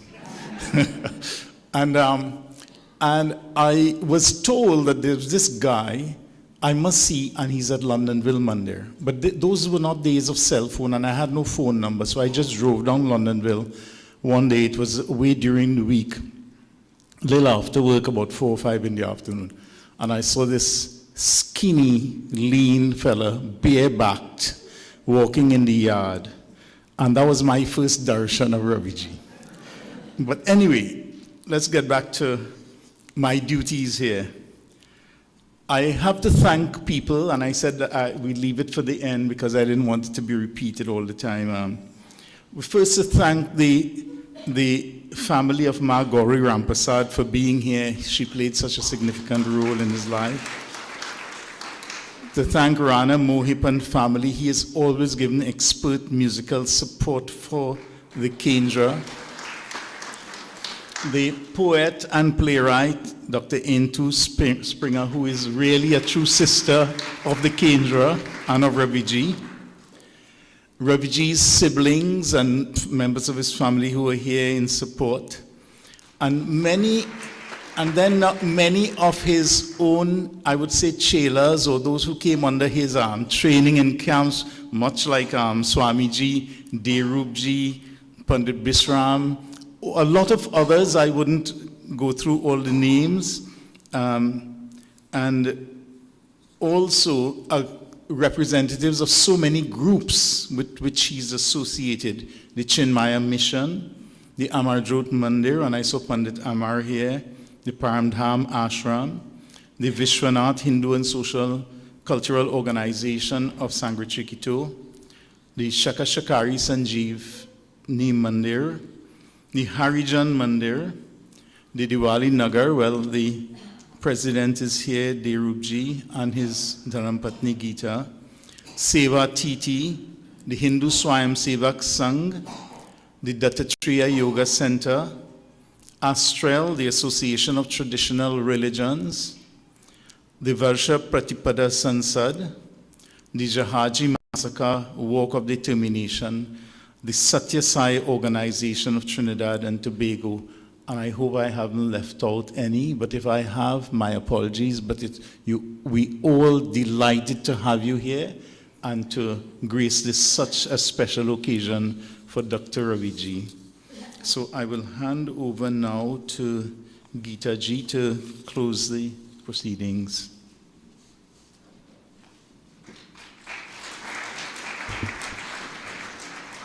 Thank you very much, Professor Narayan Singh. We'll try to close up very quickly. So I know I talked a lot about buff during the, no, Ravi Ji can't buff me at all. And he know why. Everybody, right? But it's been his evening, and it's time to share what's in his mind, also to give us very important reminders. We will close with one mantra of the year. I want to do a couple announcements before we do it, sir. Just to acknowledge a few persons. Now, we were supposed to have this very beautiful barat of the malas and so on, and celebrate Ravi G, who introduced the idea of coming all the organizations and your neck full up to here. You would need one of these gadgets that Attila would have had to be able to breathe and to celebrate with the shawl and give tilak and all of that, but you all know the person we're dealing with, so he said he wanted none of that. But we acknowledge all the organizations and especially people who came at a little bit of late invitation. And there are a few people who we have known from a very, very long time. And I just want to quickly acknowledge Vinuji and Vinti here from a long, long time. G also connected to Mohib family. Ranaji, you came after, yeah? They were first, Ranaji and Susan. And also Hari Ramadhar Ji. We were talking about Kanthe Pekawa. Raviji, look, he's there. You can't recognize him. And from Tavenot Street, our mummy and Dev Ji. I will ask, please, if we can get some photographs, because I'll say one thing very quickly. When one of Raviji's Gurujis came to Trinidad, he was being shown a lot of photographs, right? And who he looking for in the photographs? Raviji. So he said, that Ravindra look like he's so lazy. He not in any of these photos. But he couldn't be in the photos because he was the one doing the photographs. So you wouldn't believe, in trying to put together a collection of photographs, we hardly found photos of those early years of work because he was behind the camera. So those of you especially who go back a long way, Mohibji is here, so we'll take some photographs so that we can have these to keep with us. And I want to thank Mr. Ramnarayan Ramdas and his family being present here. And I'm thanking him in a special way, and I'm also advertising in a way, because right now he's helping us to finish the dormitory in the school building, and he came and he just offered his services. We still have a lot to do to give whatever support he could, and both dormitories are almost ready. We still have a fair way to go with the building. So materials, any type of construction materials you have access to, funds, we will really appreciate, because as soon as we started, it was COVID. And post-COVID, we don't have to tell you the cost of things. So we'd appreciate any help to ensure the work continues. So thank you very much, Mr. Ramdas, for your support. So I also want to give one more acknowledgement to the Parmasads, to Rosalind Parmasad, and Sasha is here and all of that. And I was remembering one thing, because this family has always been very close to Ravi G, Dr. Ken Parmasad. And I can't remember who told him, but he said, "You is not a real doctor, you can't give no injection." So we have Dr. Raviji, we have Dr. Parmasad, we have Dr.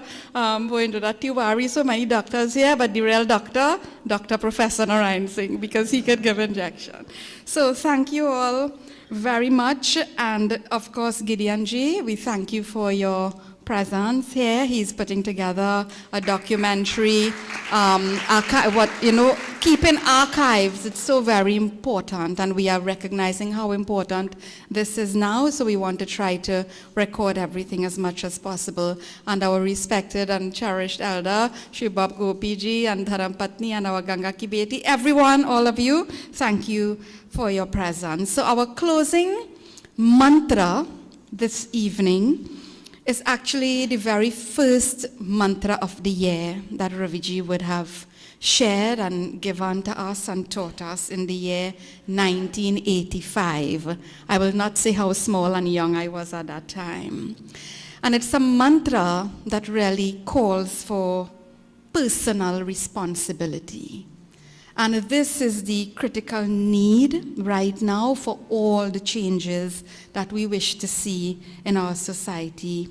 We were taught this from day one, we can say, and we are reminded of this again in chapter 6, verse 5 of Bhagavad Gita.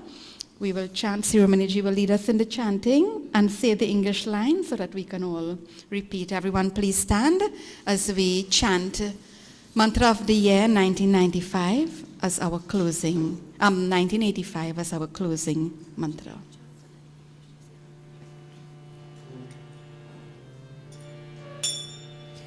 O Uddhareratmanatmanam Natmanam avasadayet Atmaiva hi atmano Bandhur atmaiva ripuratmanaha. I am responsible. I am responsible. I am responsible for my own destiny. I am responsible for my own destiny. Let one raise oneself by one's own self. Let one raise oneself by one's own self. And never let one debase one's self. And never let one debase one's self. One is indeed one's own friend and one's own enemy. One is indeed one's own friend and one's own enemy. I am responsible. I am responsible. We chant Bhojan Mantra. Om Brahmarpanam Brahmavir Brahmagna Brahmanahutam Brahmaivatena Gantavyam Brahma Karma Samadhina. Om Sahana Bhavatu Sahana Bhunaktu Sahaviryam Karvavahai Tejasvinavadhitamastu Ma Vidvishavahai. Om Shanti Shanti Shanti Harihi Om. Siyapati Ramachandra ki Sri Satya Sanatana Dharma ki Trinidad or Tobago Desh ki Jai Shri Ram. Please take your seats, everyone. So again, thank you for your presence, and the meals, it's next door in the school building. It's not a luxurious space as yet. We're hoping to get more and more comfortable as time goes by. So you exit the building and you just go across to the school building next door. We'll have boxed meals if you wish to just take and go. And we hope you will sit and dine with us so that we can meet each other and chat if you do have the time after such a long, long time. There are a few persons who were asking about making offerings to Ravi G, and we have envelopes if you need, if you wish to present any dakshina gift to him. It's a tradition. I didn't want to tell people no because people were asking, what can we bring, what can we do? And I know whatever is offered, where will it go? Come right here back, right? So thank you all very much. Meet and greet each other, have the meals. Mohibji, get some nice photos for us. And we look forward to seeing you all in January. We will be having a grand occasion here to celebrate the Pran Pratishtha of Sri Ram Janmabhoomi Mandir. That will be happening in Ayodhya, in our own Sri Ram Vijay Mandir. In Jalebia Trace, in Raghunanan Road, we will be celebrating Bhagwan Sri Ram. So we'll send all the information for that, and we look forward to welcoming all of you. Thank you all. Namaskar.